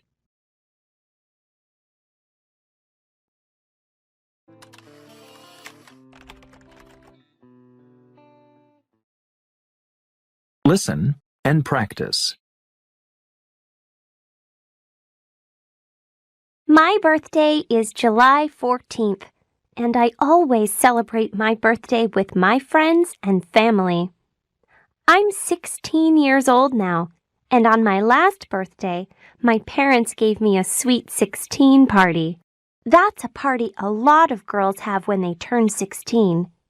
I made a guest list, and my parents sent the invitations.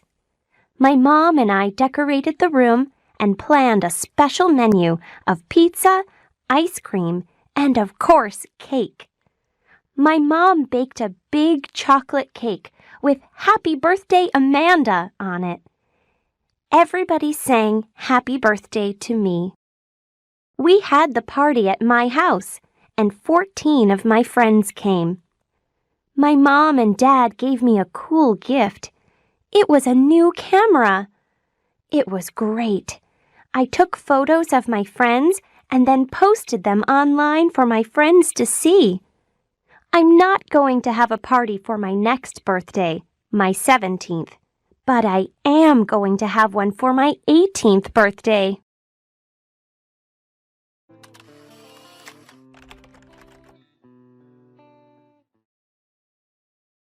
Listen and practice.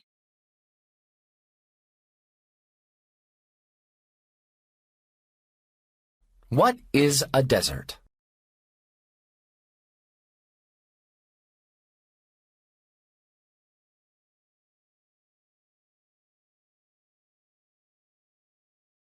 A desert is a dry place that has less than 25 centimeters of rain every year.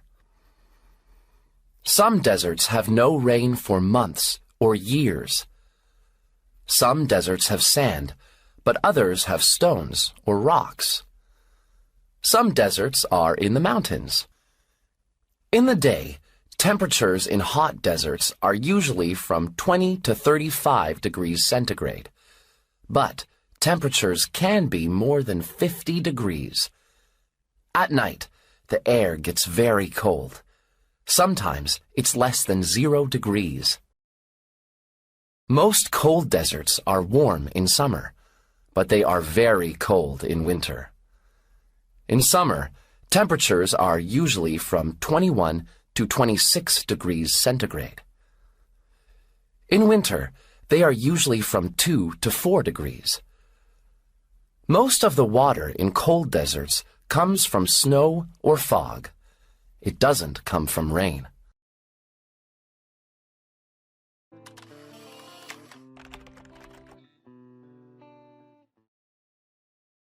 Listen and practice.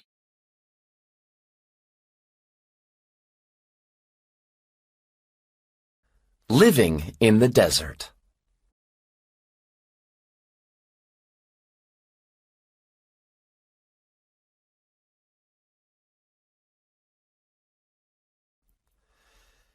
Living in the desert is very different from living in a city, but people still cook, travel, and go to school.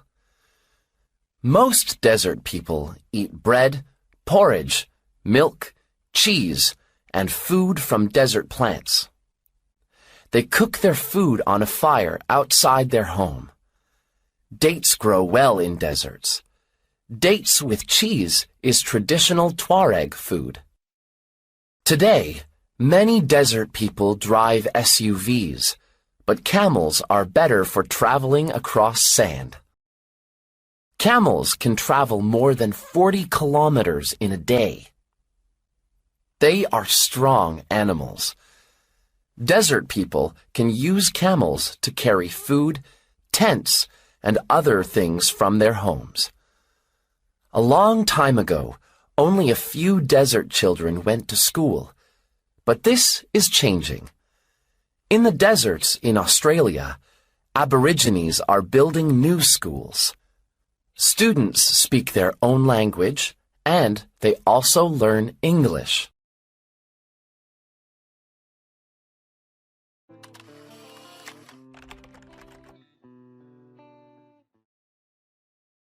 Listen and practice.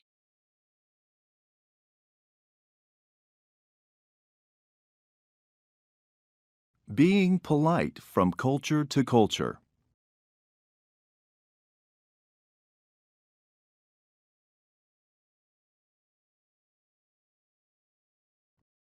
Most people want to be polite and behave well around others. Being polite means knowing how to greet and talk to people. It means using good manners when eating. It means knowing how to give and receive gifts appropriately. Polite behavior in one country, however, may be impolite in another part of the world. Travelers need to understand the cultural differences in politeness so that they don't cause embarrassment. For instance, when people meet, they often shake hands. How long should a handshake be? Should you hold the other person's hand gently or firmly? In the United States, people prefer to shake hands firmly for a few seconds. In some Middle Eastern countries, people hold the person's hand gently for a longer time. Handshaking varies around the world.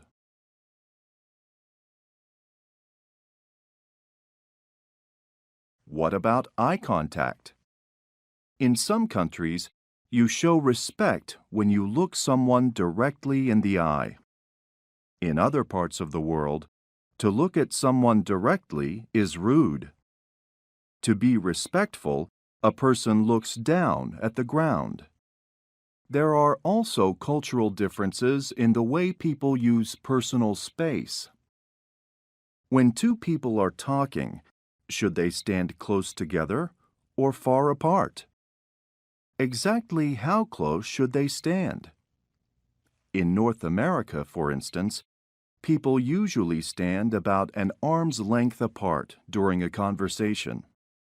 However, in some countries in the Middle East and Latin America, people stand closer.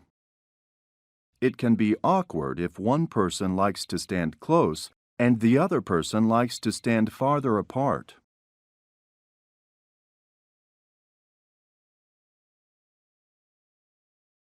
Three authors wrote a book, Kiss, Bow, or Shake Hands, about cultural differences.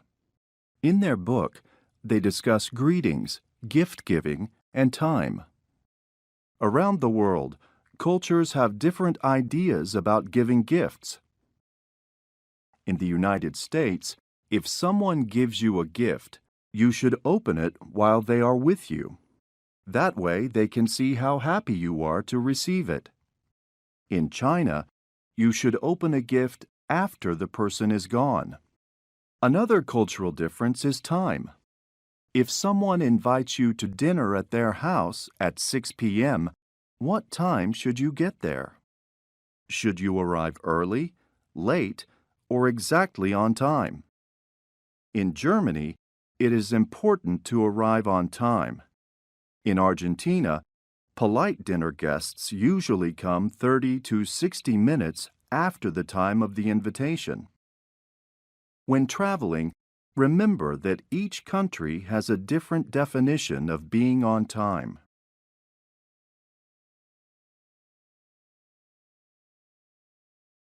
A final area to be careful about is body language, including gestures. Is it acceptable to touch a person on the shoulder? How do you wave goodbye or hello? How do you gesture to someone to come here? All of these can be different from one culture to another. In Thailand, it is rude to touch someone on the head with the palm of the hand. The gesture for come here in the U.S.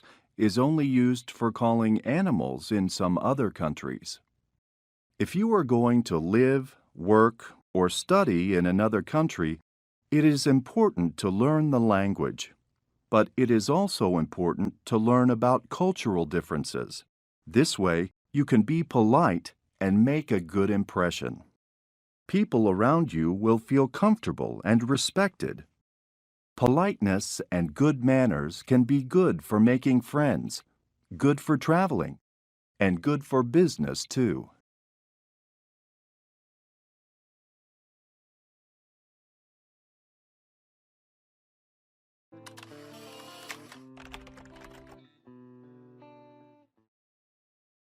Listen and practice.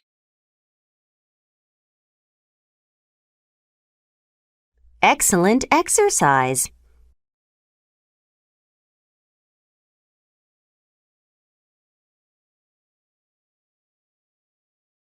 Being active is very important, but do you know why?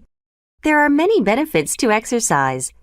It is good for your mind and body in many ways.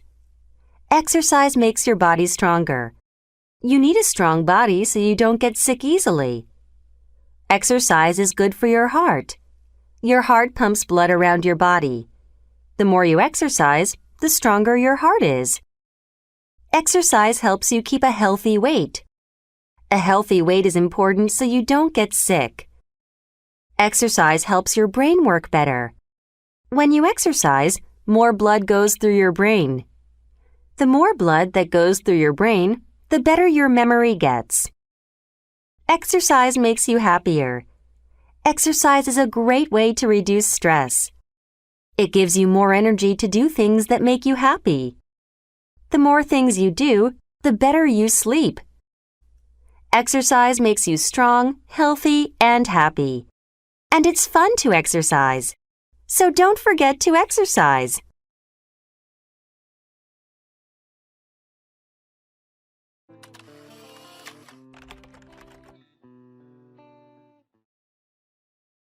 Listen and practice.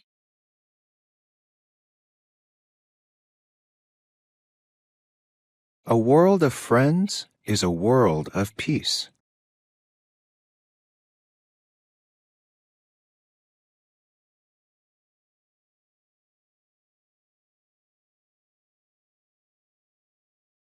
And now, a message from the Friendship Force. The Friendship Force says, a world of friends is a world of peace. The Friendship Force is an international friendship organization. Friendship Force groups travel to foreign countries. In the new country, the Friendship Force visitors stay with host families. They learn about their host family's life and culture. The visitors and their host families spend a lot of time together, and they become good friends. Every year, Friendship Force visitors make 40,000 new friends in 56 different countries. This is important because when people make international friends, they help to make peace in the world. Are you interested in the Friendship Force? Please go to our website for more information. If you want to travel with the Friendship Force, send us an application so we can learn more about you. And remember, a world of friends is a world of peace.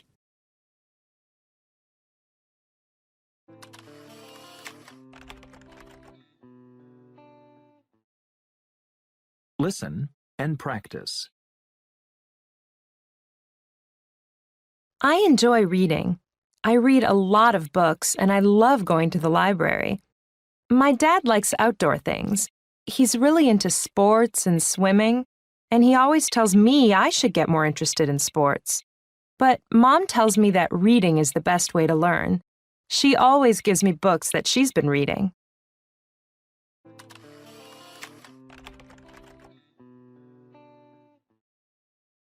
Listen and practice. I love animals. I keep a couple of parrots in a big cage in my room. I love taking photographs of wild birds when I'm in the countryside. My dad and I often go away for the weekend, and we have a great time bird watching. My sister thinks I'm crazy. When my sister has free time, she loves to play cards. I can't stand card games.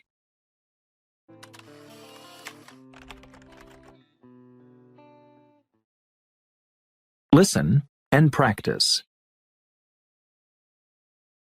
Actually, I don't have big plans for the summer. I'll probably just hang around at home and play video games and sleep a lot. I'm always studying during the school year, and I had a job last summer. So it'll be nice to just relax and take it easy for a change.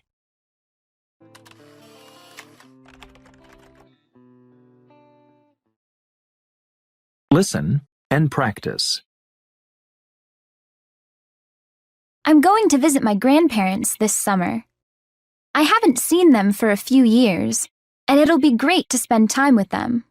I'll miss my friends, but I know we'll text all the time as usual.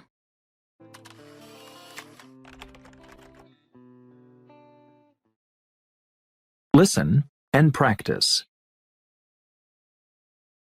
Well, unfortunately, this summer I'm going to study for my exams.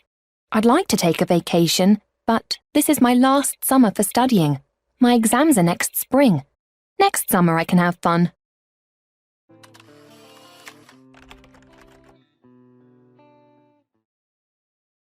Listen and practice. I'm very interested in computers. I'm always teaching myself new computer programs, and I have a lot of great software. My brother and I spend all our free time in computer stores and online. My sister is more interested in the arts. She likes music and she loves to read. She hates computers.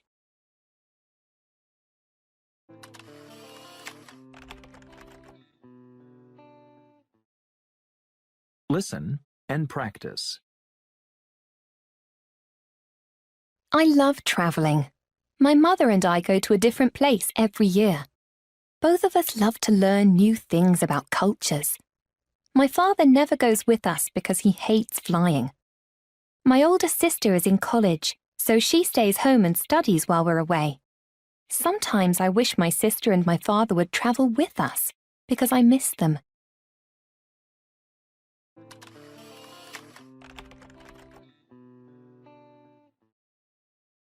Listen and practice.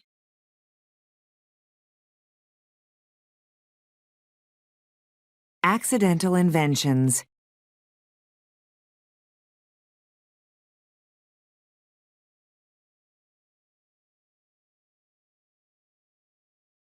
Sometimes a successful invention happens by accident. The tea bag, for example. Thomas Sullivan introduced tea bags to the world in 1908. He was a New York tea importer. He sent tea to his clients in tin cans, but tin was so heavy and expensive that he needed a more convenient way to send it. So he designed inexpensive bags to hold the tea leaves and sent them instead. Thomas's customers were supposed to open the bags and put the leaves in hot water. Instead, they used the entire bag. But this innovation worked. Immediately, tea bags proved to be a big success.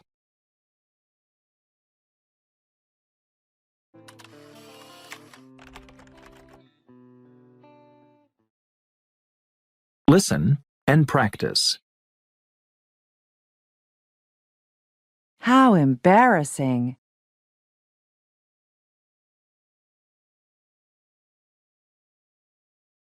This happened at work a few years ago. I was on an elevator and a man got on that I didn't know. He asked, "How are you?" I answered, "Pretty good." Then he asked, "What's new?" And I said, "Nothing much." Finally, he turned and said, "Do you mind?" He was on his cell phone. I was so embarrassed.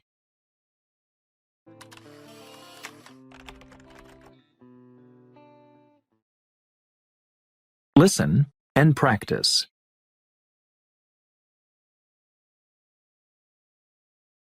The popularity of social networks.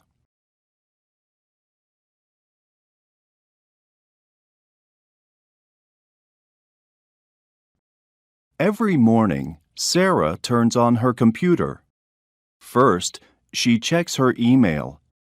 Then, she visits a social networking website to find out what her friends are doing. On this website, she reads news from her friends. For example, she may look at comments her friends made about movies, music, books, and other friends. On her profile page, Sarah writes a short message about what she is doing. Like many young people, Sarah enjoys meeting and communicating with others on social networks. These websites let people see what their friends are doing and thinking. Sarah is part of an important trend in communication.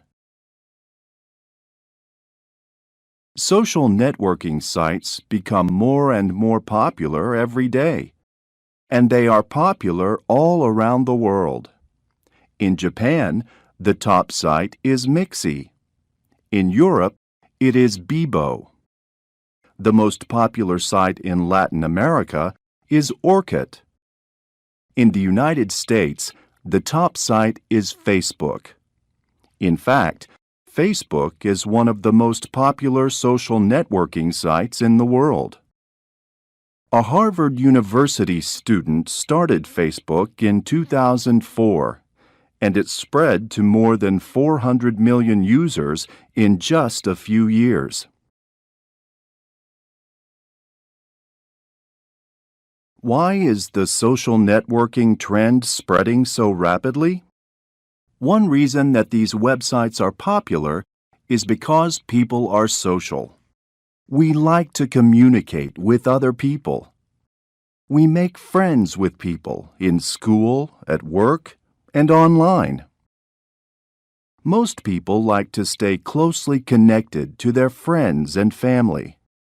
We use cell phones, email, instant messaging, and websites to learn what our friends are doing. The Internet is a good way to socialize and communicate, and social networking sites allow people to do this in many ways.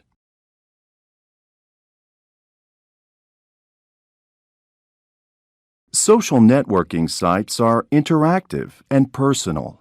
People can share photographs of themselves and of others. They can tell people what they are doing at any moment and keep in touch. They can post a link to a site with their favorite song or band. They can join groups with others who share their interests. Many people post videos of themselves on sites like YouTube. Other users can comment on these photos and videos. This interaction makes these websites become more popular.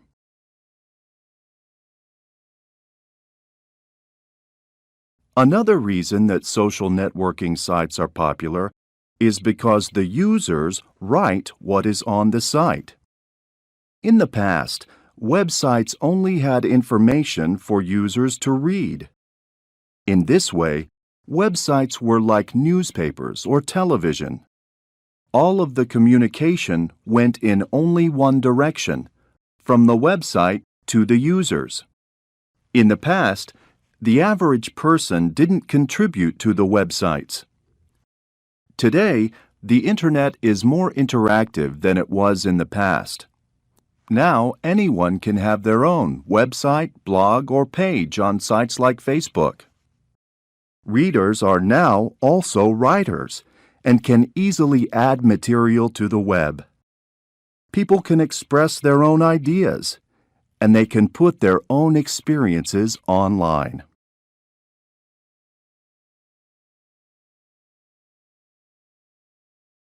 Social networking sites first became popular with college students. At one college, students said they spent almost 2 hours every day just on Facebook. Teenagers also use these sites to stay connected with their friends. These days, even older people are using social networks. The Internet keeps changing, but one trend is clear. People enjoy using websites that let them connect with others. They like to express themselves and communicate online.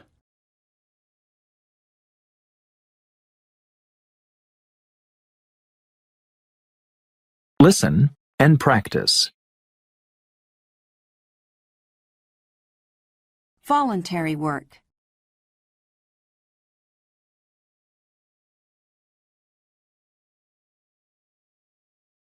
In many countries, the government helps to care for people.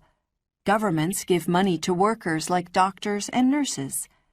Sometimes, when there isn't enough money, more help is needed. More help is needed after an emergency, too. Volunteers give this help. Anyone can do voluntary work. Volunteers can be young or old. Many volunteers work with charities that help people all around the world. Some doctors and nurses fly thousands of kilometers to do voluntary work in another country. They work in hospitals or clinics for many weeks or months. They sometimes give vaccinations so that people do not get serious diseases. Every year in the USA, about 62 million people do voluntary work. About 8 million volunteers are 16 to 24 years old.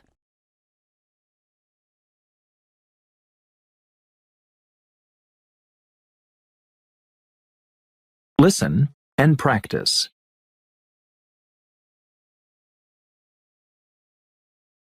Teaching others.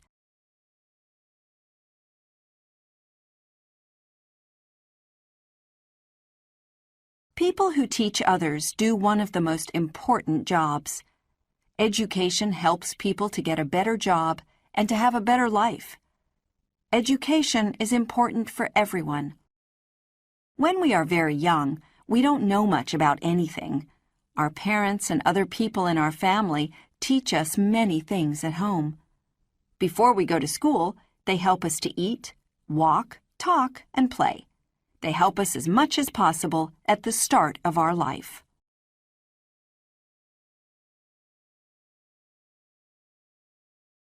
Listen and practice.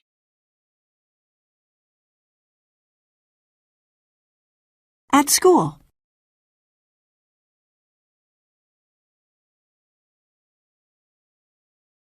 School teachers have a very special, important job.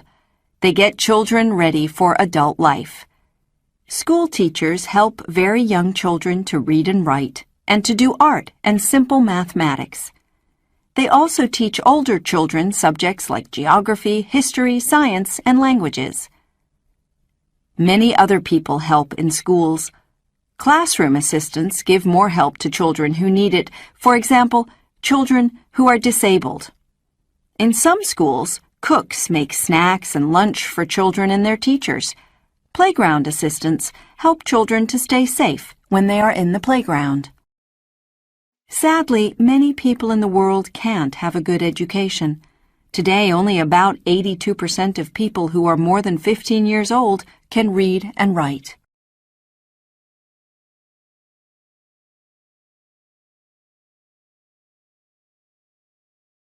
Listen and practice. At college and university.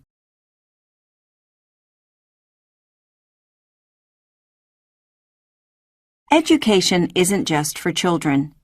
After school, many young people go to college or university. Some people go to college or university when they are older adults. Others study different subjects at home after work. Professors teach college and university students many different subjects, from architecture to zoology. One of the most popular university subjects is law. Professors need to know a lot about their subject so that they can help students to do well and get better jobs through life. One of the biggest universities is Indira Gandhi National Open University in India. It has about 2 million students.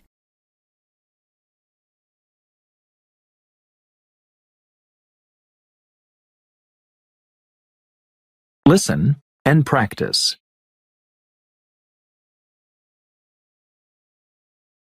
Volunteer teachers.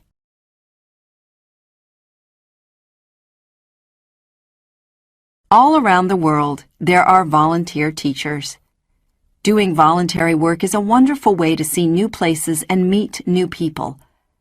Volunteers also help many children and adults to learn information that can help them through their life. Volunteer teachers work in different ways. Some volunteers move to another country to teach there for a few months or years. Others stay in their own country. Maybe they go to a school for just 1 or 2 hours a week to help young children with subjects like reading and mathematics. Maybe they teach their country's language, for example, French, Spanish, or English, to people who move there from another country. Education doesn't stop after college or university. Trainers teach workers new information, for example, information technology or a new language, to help them to do their job better. Education really is for life.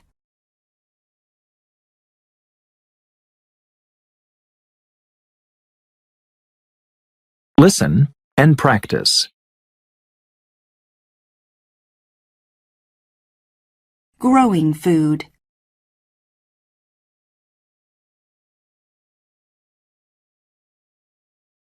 Some people are lucky because they have many different types of food to eat.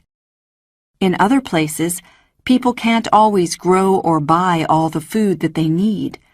Many people work to try to provide food for everyone. Healthy food helps people to stay well because it has lots of important nutrients. When people grow food, they help themselves and other people too. Some people have a garden or other land where they can grow fruit and vegetables for family and friends. Maybe they can't provide all the food that they all need, but they can help. Farmers grow most of the food that people eat. In Asia, farmers grow a lot of rice, and in Europe, they grow a lot of wheat. In North America, farmers grow a lot of corn.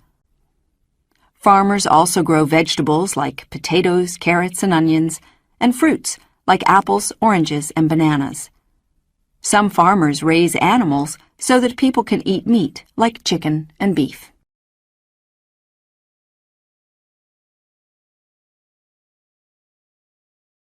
Listen and practice.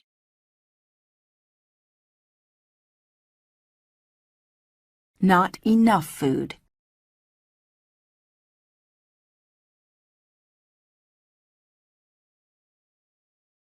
People in some parts of the world have as much food as they need to be healthy. People in other parts of the world don't have enough to eat, and sometimes they are so hungry that they can die. In some places, people can't grow crops because the weather is too hot and dry or too wet. This often means that they don't have enough to eat. Sometimes, people can't buy food because of a war or a natural disaster like a bad storm. Maybe food is too expensive and people don't have enough money to feed themselves and their families. Around the world, more than 1 billion people don't have enough food. Without food and water, people can die after only 4 weeks.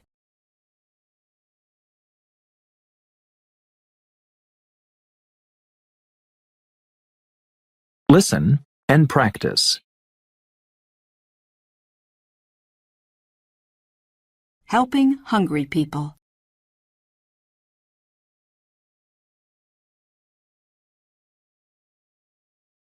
Many people work to help others who don't have enough food.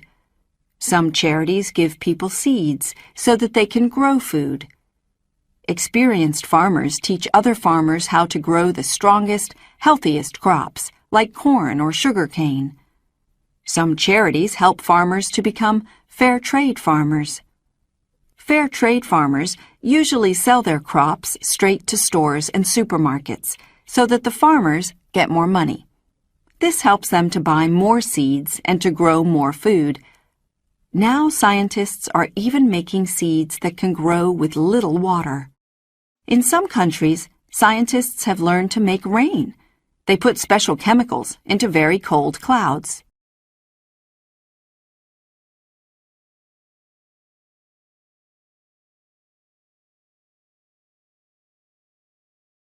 Listen and practice.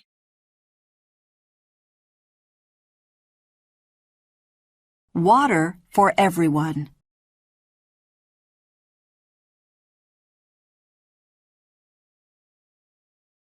Our planet Earth and almost everything on it needs water.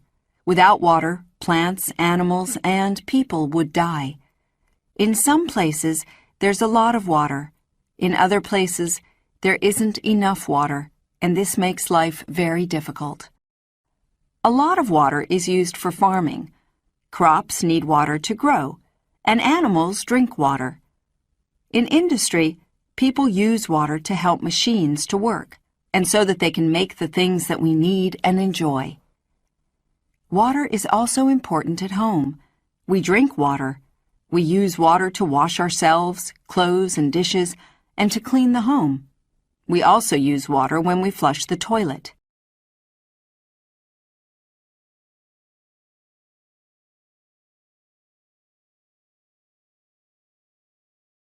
Listen and practice.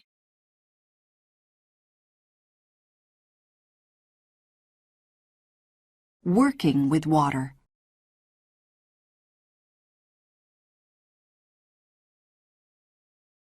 Many people work to provide water for farming and industry and for the home.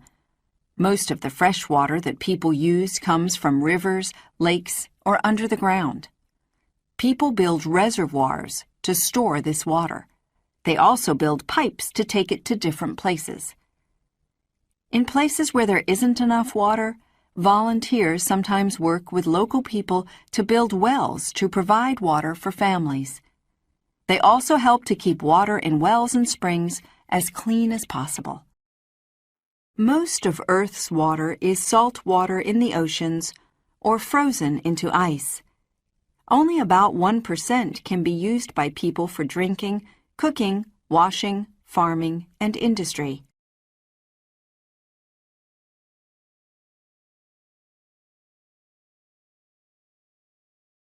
Listen and practice.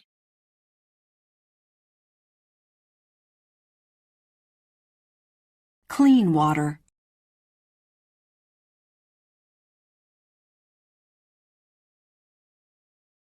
If people drink or touch dirty water, they can get very sick. People need clean water to stay healthy. People in richer countries are lucky because they have all the clean water that they need. In the water industry, people use chemicals to clean the dirty water that people have used. In many poor countries, people have no clean water. Every day, they have to use dirty water for cooking, drinking, and washing. More than 1 billion people don't have clean water to drink. In some countries, charities give people life straws. Life straws make dirty water clean and safe to drink.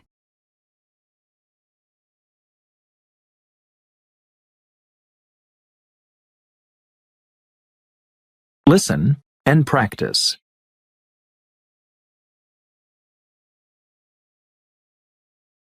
Saving water.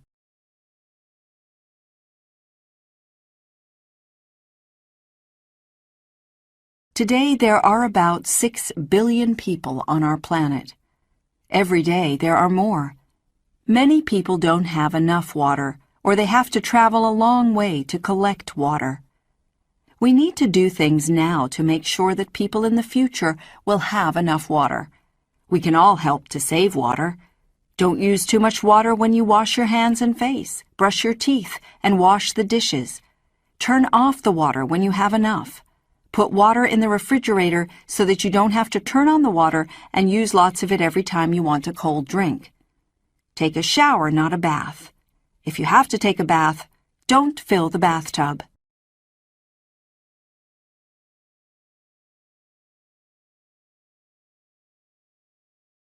Listen and practice. I hate using taxis here. The drivers drive too fast and really dangerously, and they're often rude. The cars are mostly in pretty poor condition. But what I hate the most is that they aren't air-conditioned. It's so hot here. They really need air-conditioned taxis. By the time I arrive somewhere, I feel really hot and uncomfortable.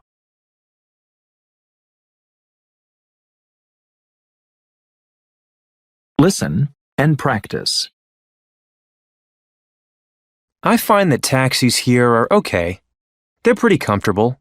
Most of the cars they use are new, and they keep them pretty clean. They're a little expensive, though. I paid $75 to come from the airport. That's too expensive.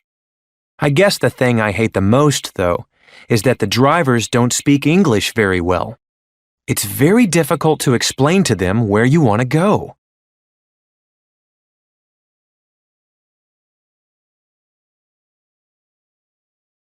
Listen and practice. The taxis here are okay, I guess. The drivers take credit cards. That's the thing I like most about them.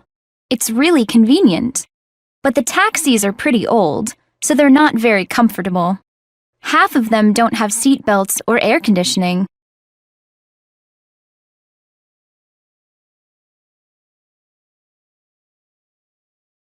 Listen and practice.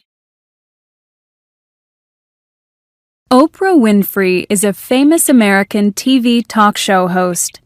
49 million people in 134 countries watch her show every week. She lives in California, but she also has an apartment in Chicago where she works. Oprah is one of the richest women in America. She earns millions of dollars every year. She gives a lot of money to charity.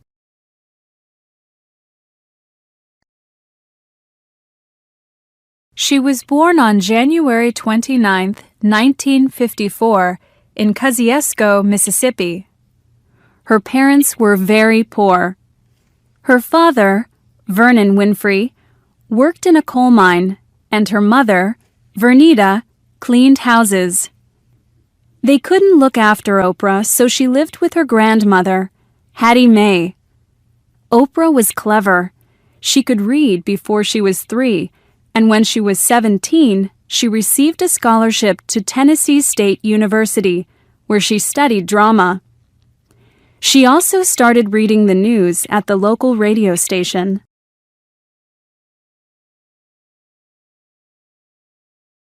In 1984, Oprah moved to Chicago to work on a TV talk show called AM Chicago. She talked to lots of interesting people about their problems. Oprah says, "People's problems are my problems."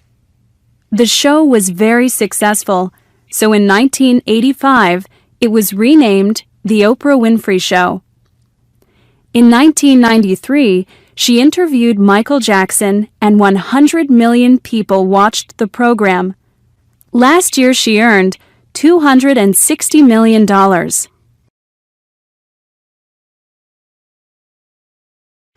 In 1998, Oprah started the charity Oprah's Angel Network. This helps poor children all over the world. In 2007, she opened a special school in South Africa, the Oprah Winfrey Leadership Academy for Girls. She says, "When I was a kid, we were poor, and we didn't have much money. So what did I do? I studied hard." There are 152 girls at the school. Oprah calls them her daughters, the children she didn't have in real life.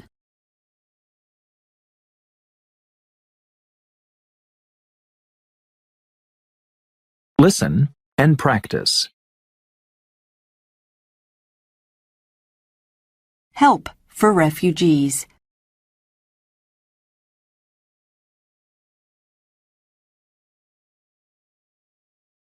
Some emergencies are because of a natural disaster like a tsunami or an earthquake.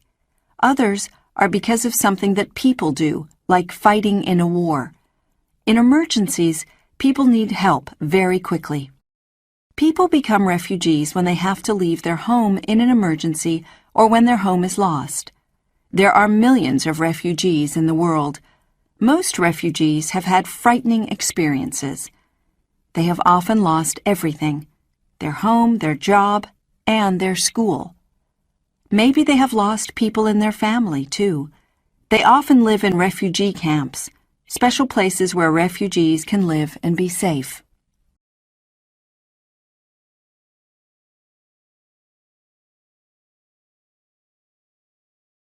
Listen and practice. Refugees try to help themselves, but this can be very difficult. They usually need help from others, too. Refugees need food, water, and somewhere to live. They also need to see a doctor if they have been hurt or if they are sick. Sometimes a country's government cares for refugees. International organizations like the United Nations usually help too. Charities are also important. Some charities help to build refugee camps and to give refugees food and clothes. Other charities help people who are hurt or sick. Charities also help refugees to go back to their home when it's safe.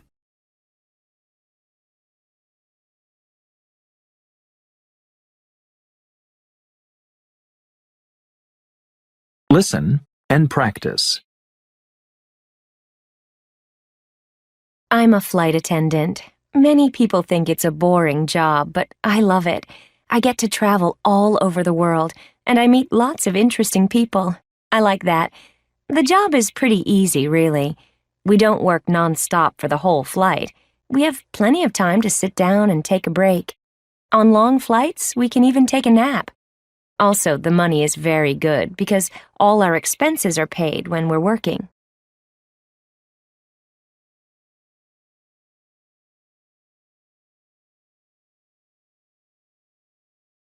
Listen and practice.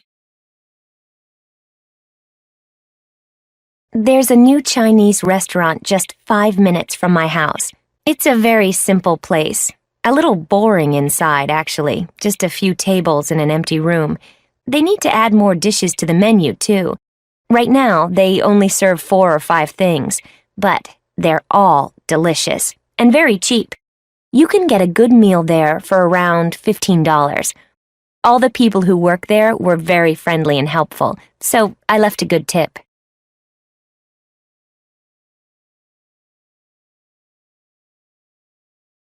Listen and practice.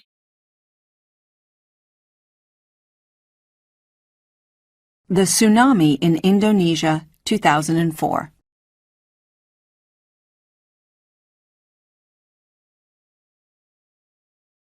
One of the worst natural disasters happened in Indonesia on December 26th in 2004.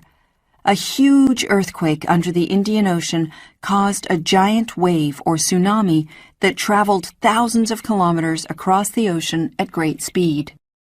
By the end of that day, more than 150,000 people had died. Many thousands more people were hurt, and millions of people in many countries lost their homes.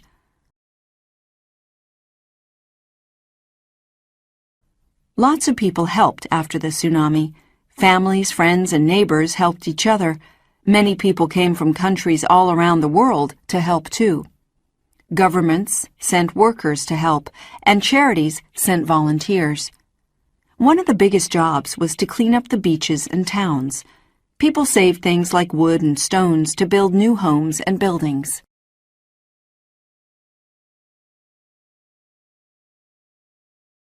Listen and practice.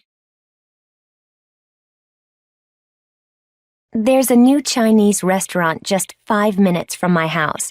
It's a very simple place. A little boring inside, actually. Just a few tables in an empty room. They need to add more dishes to the menu, too. Right now, they only serve 4 or 5 things, but they're all delicious and very cheap. You can get a good meal there for around $15. All the people who work there were very friendly and helpful, so I left a good tip.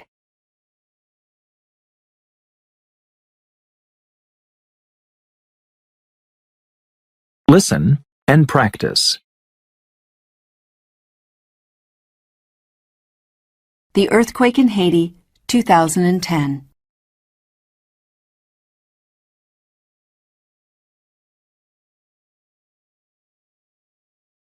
Another terrible natural disaster happened on January 12th in 2010. There was a huge earthquake near Port-au-Prince, the capital of Haiti. More than 250,000 homes were damaged, and thousands of other buildings were destroyed. More than 200,000 people died. About 300,000 more people were hurt, and more than 1 million people lost their homes.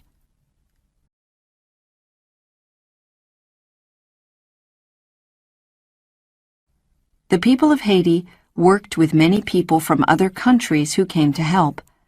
One of the most important jobs was to care for people who had been hurt and to find people who were lost.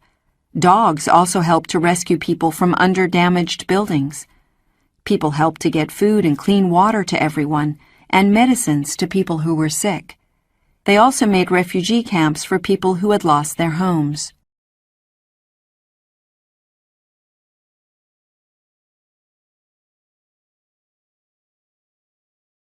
Listen and practice.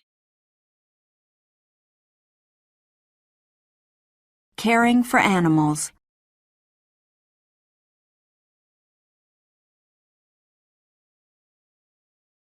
There are more than 6 billion people in the world, but there are very many more animals. Lots of people help animals. Veterinarians, or vets, care for animals. Some vets work in veterinary centers in towns and cities. People take their pets, like cats and hamsters, when they are sick or hurt, or for vaccinations. Other vets go to farms, wildlife parks, and zoos to care for animals. These vets are caring for a snow leopard in a zoo. Snow leopards are very rare. There are only about 4,500 wild snow leopards in Asia.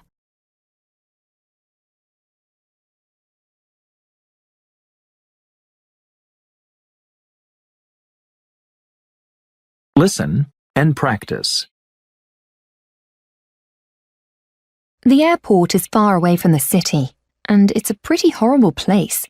It's very crowded, and there aren't many facilities there, like stores or restaurants. Anyway, my flight was okay.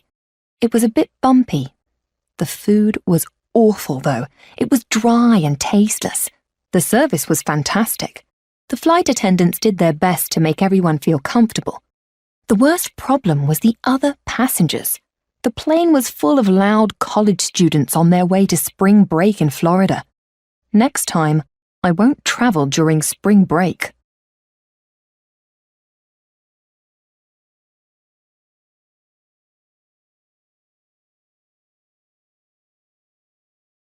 Listen and practice.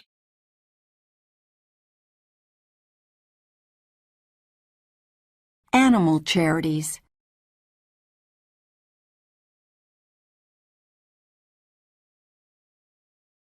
There are lots of animal charities. Some charities are small and they help local animals. Other charities are large international organizations that help animals all around the world.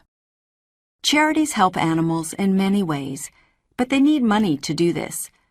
Many people give money to animal charities. Some people give money to adopt an animal. The animal stays in its home, but the charity uses the money to help to keep it safe. Some volunteers from an animal charity in Germany collect toads that are migrating near dangerous roads. Then they take them to a safer place.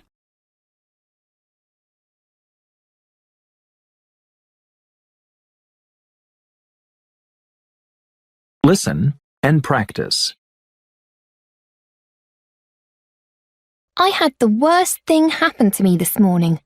I was running to catch the bus and I was talking on my cell phone at the same time. Anyway, it was raining hard, and just as I got to the bus stop, I dropped my phone in a gigantic puddle. Some nice man helped me find it.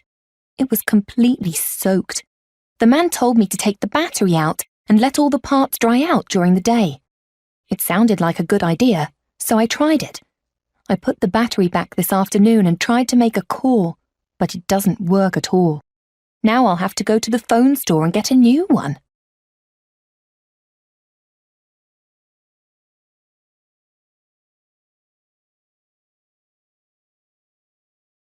Listen and practice. I used to lift weights, but I didn't really enjoy it. So that's when I started swimming. Now I do it about twice a week. It's much more fun. I go to a nice pool near my office. It's never too crowded, which is great. There are friendly people who go there, so it's a good place to meet people. Listen and practice. I used to lift weights, but I didn't really enjoy it. So that's when I started swimming. Now I do it about twice a week. It's much more fun. I go to a nice pool near my office. It's never too crowded, which is great. There are friendly people who go there, so it's a good place to meet people.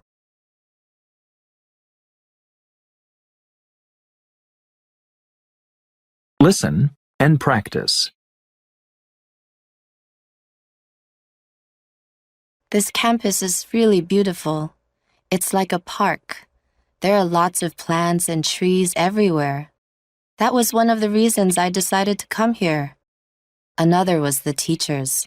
I heard the teachers were really great, but a lot of them don't seem to be very interested in teaching. They give boring lectures, and they don't seem to have time to talk to students after class. Another problem is my schedule. I have trouble getting into the classes that I need. It's because the school is overcrowded. However, the other students I've met have been really great. I've made some wonderful friends.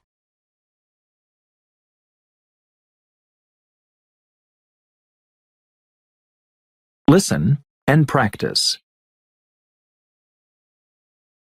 I've been at this school for 2 years now. It's not the most attractive campus. The buildings are ugly. They look like cement blocks. And there are hardly any trees or plants. One thing that I do like here is the gym. It's a great place to go between classes. You can swim in a beautiful pool, and the workout room has modern equipment. It's funny that the gym looks so nice, while the rest of the campus doesn't. I'm pretty happy with my classes, and my teachers are very helpful. They have plenty of time to see you outside of class. I have a great schedule right now. All of my classes start in the afternoon, so I can sleep in. I love sleeping in.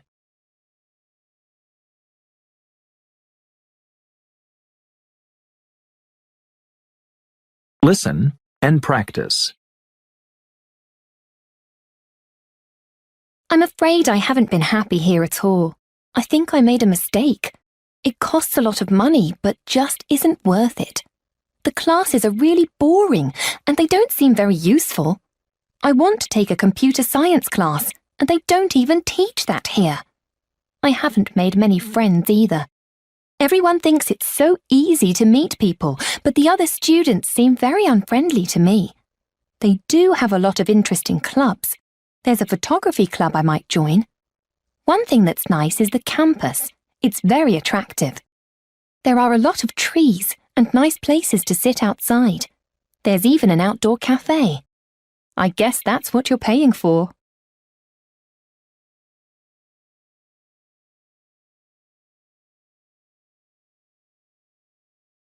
Listen and practice. I came here because I wanted to study art. The photography department is famous. The teachers are well-known working artists. Some people think that just because you're good at something doesn't mean you can teach it. But the teachers here are great. The campus is really just a building downtown, so it isn't very nice to look at. There's no gym or cafeteria or clubs or anything. My schedule is terrible. All my classes are at 8 in the morning. That's hard for me because I like to stay up late and work on my photos. I'm so busy that I haven't really paid much attention to the other students. But they seem very nice. Sometimes at art schools, the students are too competitive. I think this place is different though.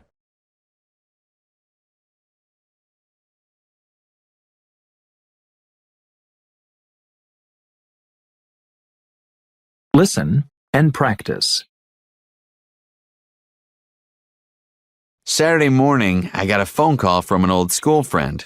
I haven't seen her for a long time. She was one of my closest friends in high school, but she moved to Los Angeles for work. She was in town for 4 days, so she invited me to a restaurant for lunch. We had such a pleasant time together. She was telling me about her job in Los Angeles. It sounds really interesting. And she works for a movie company, and she has to find places where they can film movies. You know, places like restaurants, hotels, lobbies, parks, and streets.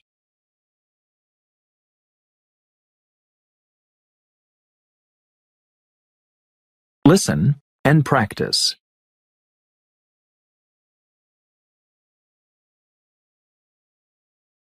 Protecting life on Earth.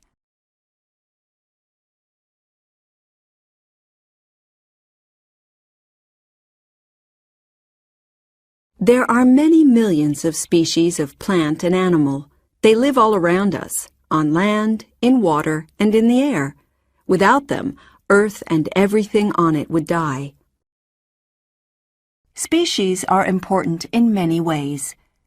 All species need each other. Animals eat plants, and some animals eat other animals too. People eat plants and animals. People also use plants as medicines and in industry. All individual plants and animals die, but when every plant or animal in a species has died, the species is extinct. This means that it's lost forever. When one species dies, maybe others that need it will die too. People need to protect all the plants and animals on Earth. If they don't, many species will become extinct in the future.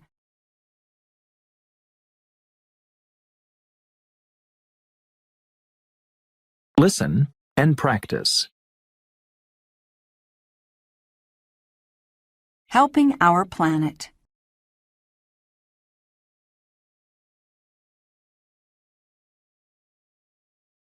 For millions of years, there has been life on our planet Earth.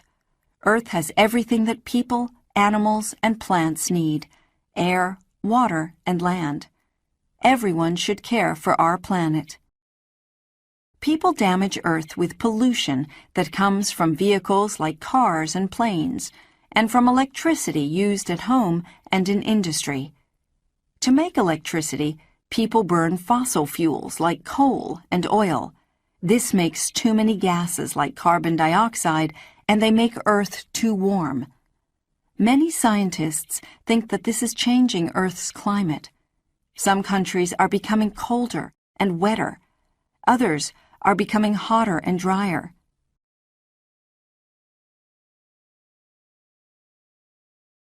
People use a lot of land to build towns and cities. They cut down millions of trees to clear land so that they can grow crops and keep animals. All these things can damage the environment and many of Earth's species of plants and animals.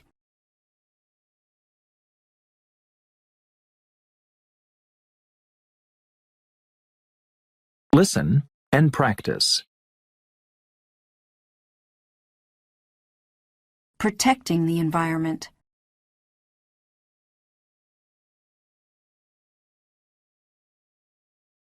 Governments, charities, and individuals are working to find ways to protect the environment.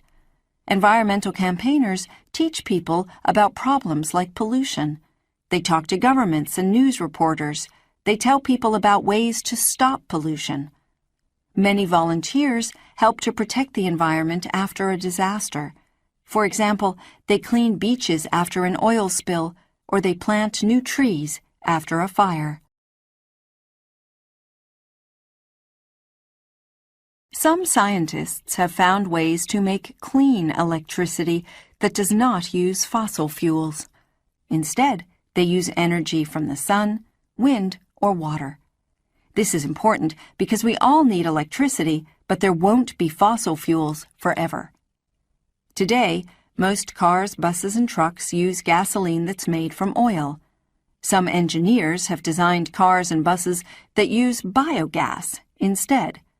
Biogas can be made from waste or from plants.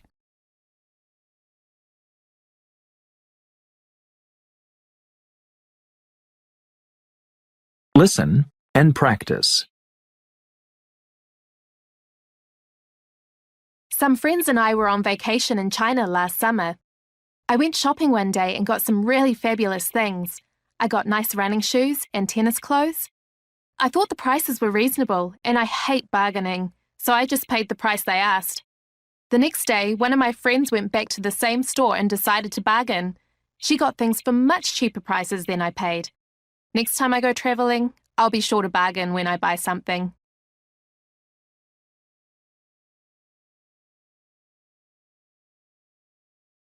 Listen and practice. I just got a new neighbor in the apartment upstairs from me. I haven't met her yet, but I can hear her TV set every night because she turns the volume up really high. She should really be more considerate of her neighbors.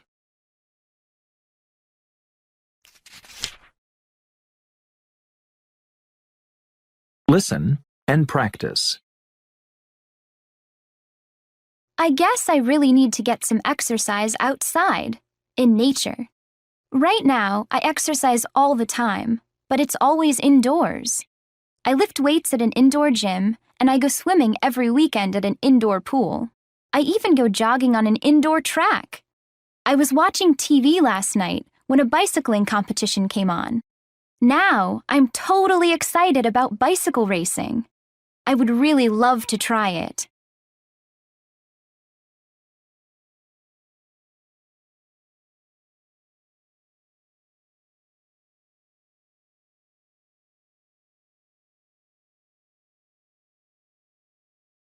Listen and practice. I was a big athlete in high school. All I did was swimming, and more swimming. But I work now, and I never go swimming. I know that I should exercise more, but I'm just too lazy. Jogging? That's way too much work, and it really makes my knees hurt. A lot of people I know are into bicycling, but I don't have a bike. I guess there's tennis, though. My wife loves it and wants to teach me how to play. I'd like to play, I think.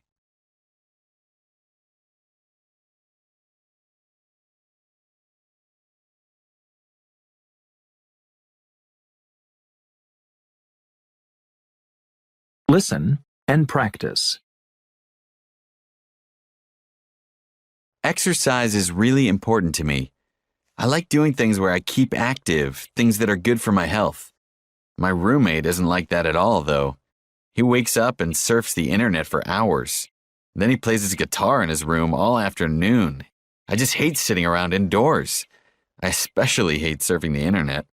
I want to meet other people. I also want to get out and visit new places, like out in the country, where you can see some real nature.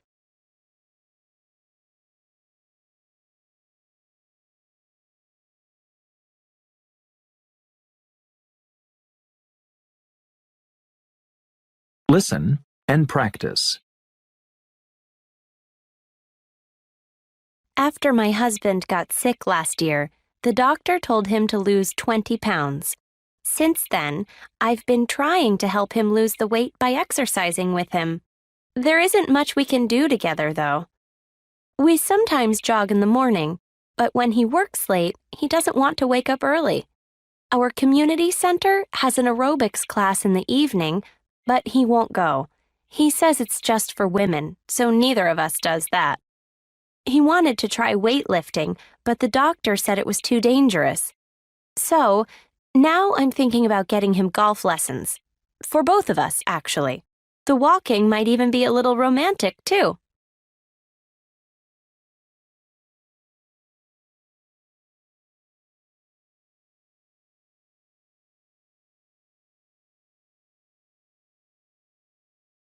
Listen and practice.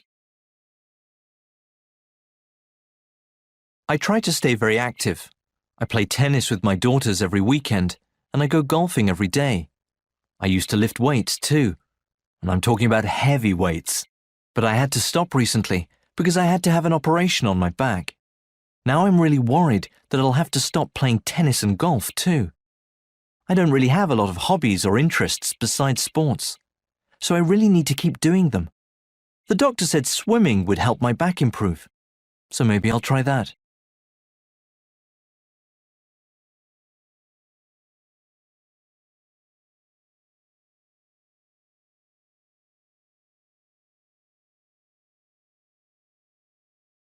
Listen and practice. I live in a big city, so I love being around lots of people. My brother is completely the opposite. Last weekend, he took me to the country to go bird watching. I was so bored the whole time. I like talking to people and doing creative things. I'd just love to get all my friends together at my apartment in the city and do something. We could have a dinner party maybe. Or we could bring over some guitars and drums and stuff like that and sing and dance.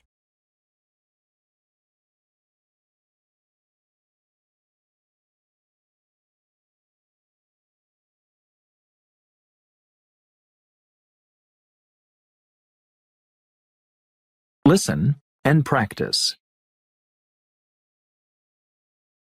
I grew up near Chicago.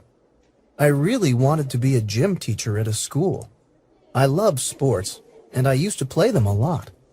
After I graduated, I tried to get a job as a gym teacher in my town, but I couldn't. I didn't want to move away because my father was sick, so I had to find something else to do. Well, I was always kind of interested in cooking. My mom taught me to cook, and I often used to make meals for the family when I was a kid. Anyway, my dad's friend had a small restaurant, and he asked me if I'd like to help out. My first job was helping in the kitchen, and that's where I really learned to cook.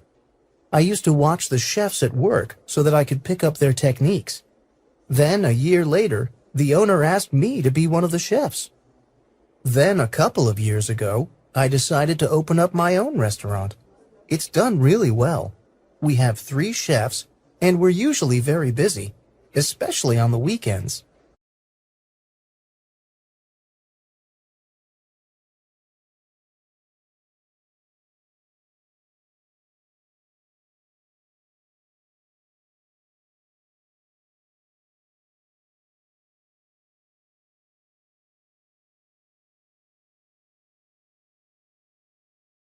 Listen and practice.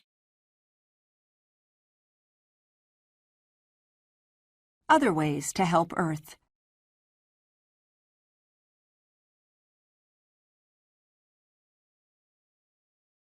If we all use less electricity, We will use fewer fossil fuels.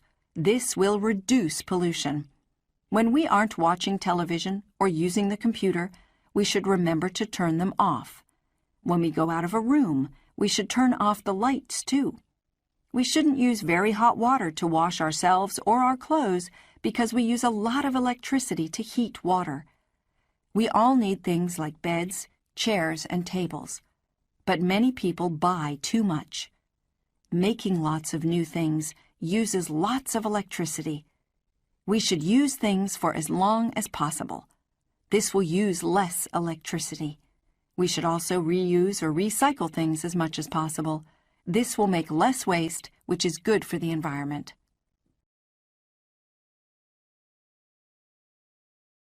When you turn off electricity, you can help to keep seals safe. Harp seals have their babies on the ocean ice in the Arctic. If Earth gets warmer, the ice will melt, and the seals could be threatened. In small ways, we can help the environment in a big way. We can all help our planet.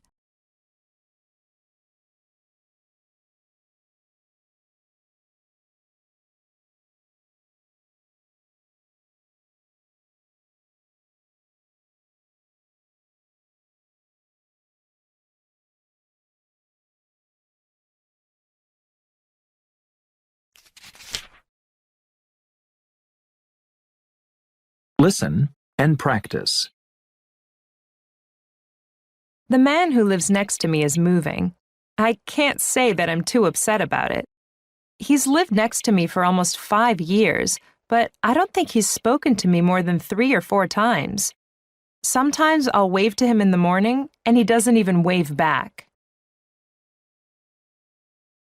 Listen and practice. My neighbor Stacy is incredible. You wouldn't believe all the things she manages to get done. She works at a big law firm downtown and works really long hours. She also volunteers on the weekends. To top it off, her house is always spotless.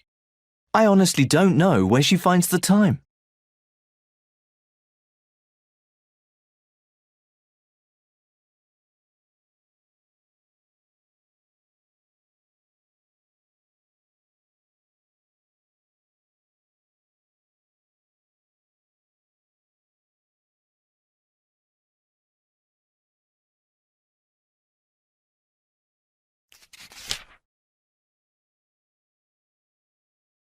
Listen and practice.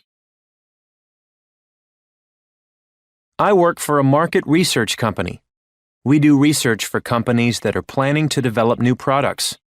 I call people and ask them questions about products they are using now. Sometimes I invite people to come to meetings. We discuss plans for new products with them. It's pretty interesting work.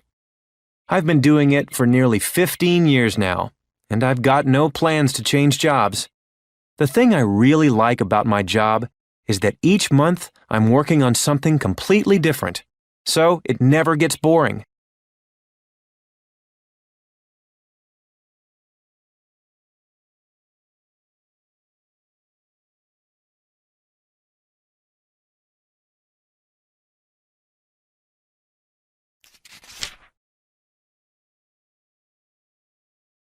Listen and practice. I have my own design company. It's very small, just me and 2 assistants. I design brochures, advertisements for magazines, menus, and things like that. It's a very creative job. I started the company just 2 years ago, just after I graduated from design school. Things have gone pretty well for me. I have 2 big clients, and most of my work is for them. Sometimes I have to work very late at night if I have a big job to finish quickly. I always have plenty of work to do, and I am always busy.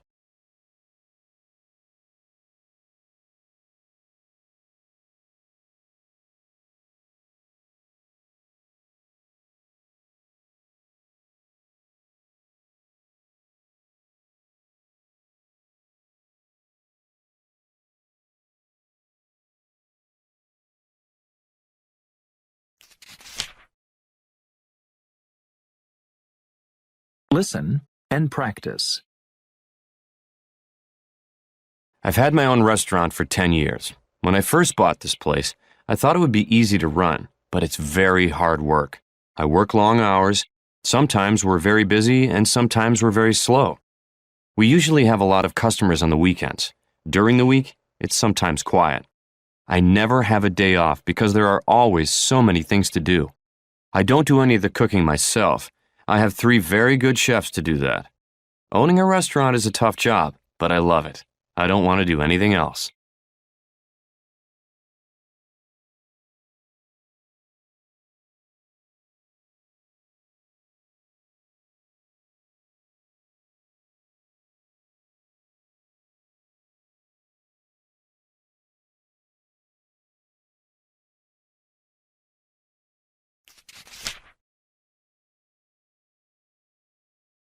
Listen and practice. I've always collected things, even when I was young. I used to collect everything.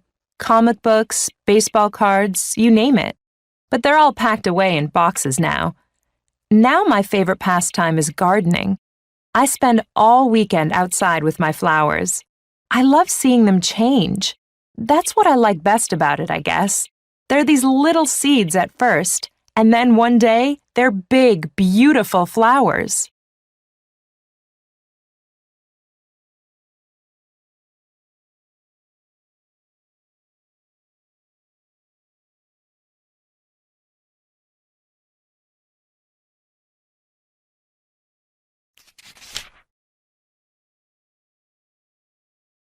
Listen and practice. When I was a teenager, all I did was sit around playing video games. But I can't stand them anymore. I work in an office now, so I sit in front of a boring computer screen all day.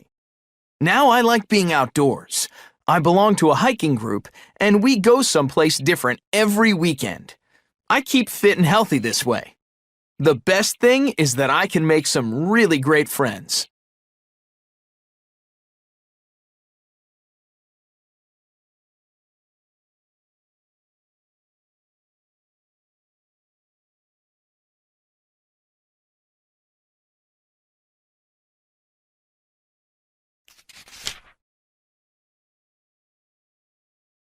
Listen and practice. I always loved reading as a kid, so for a long time I wanted to write children's books. I tried to do it for a few years after college, but it was really hard to come up with good stories. I guess I'm not very good with words. Now, I'm happy just painting. I've won a few prizes too, in art competitions, for my watercolours and oils. The pictures are important to me though, not the prizes. What I enjoy most is creating pictures. It makes me so happy.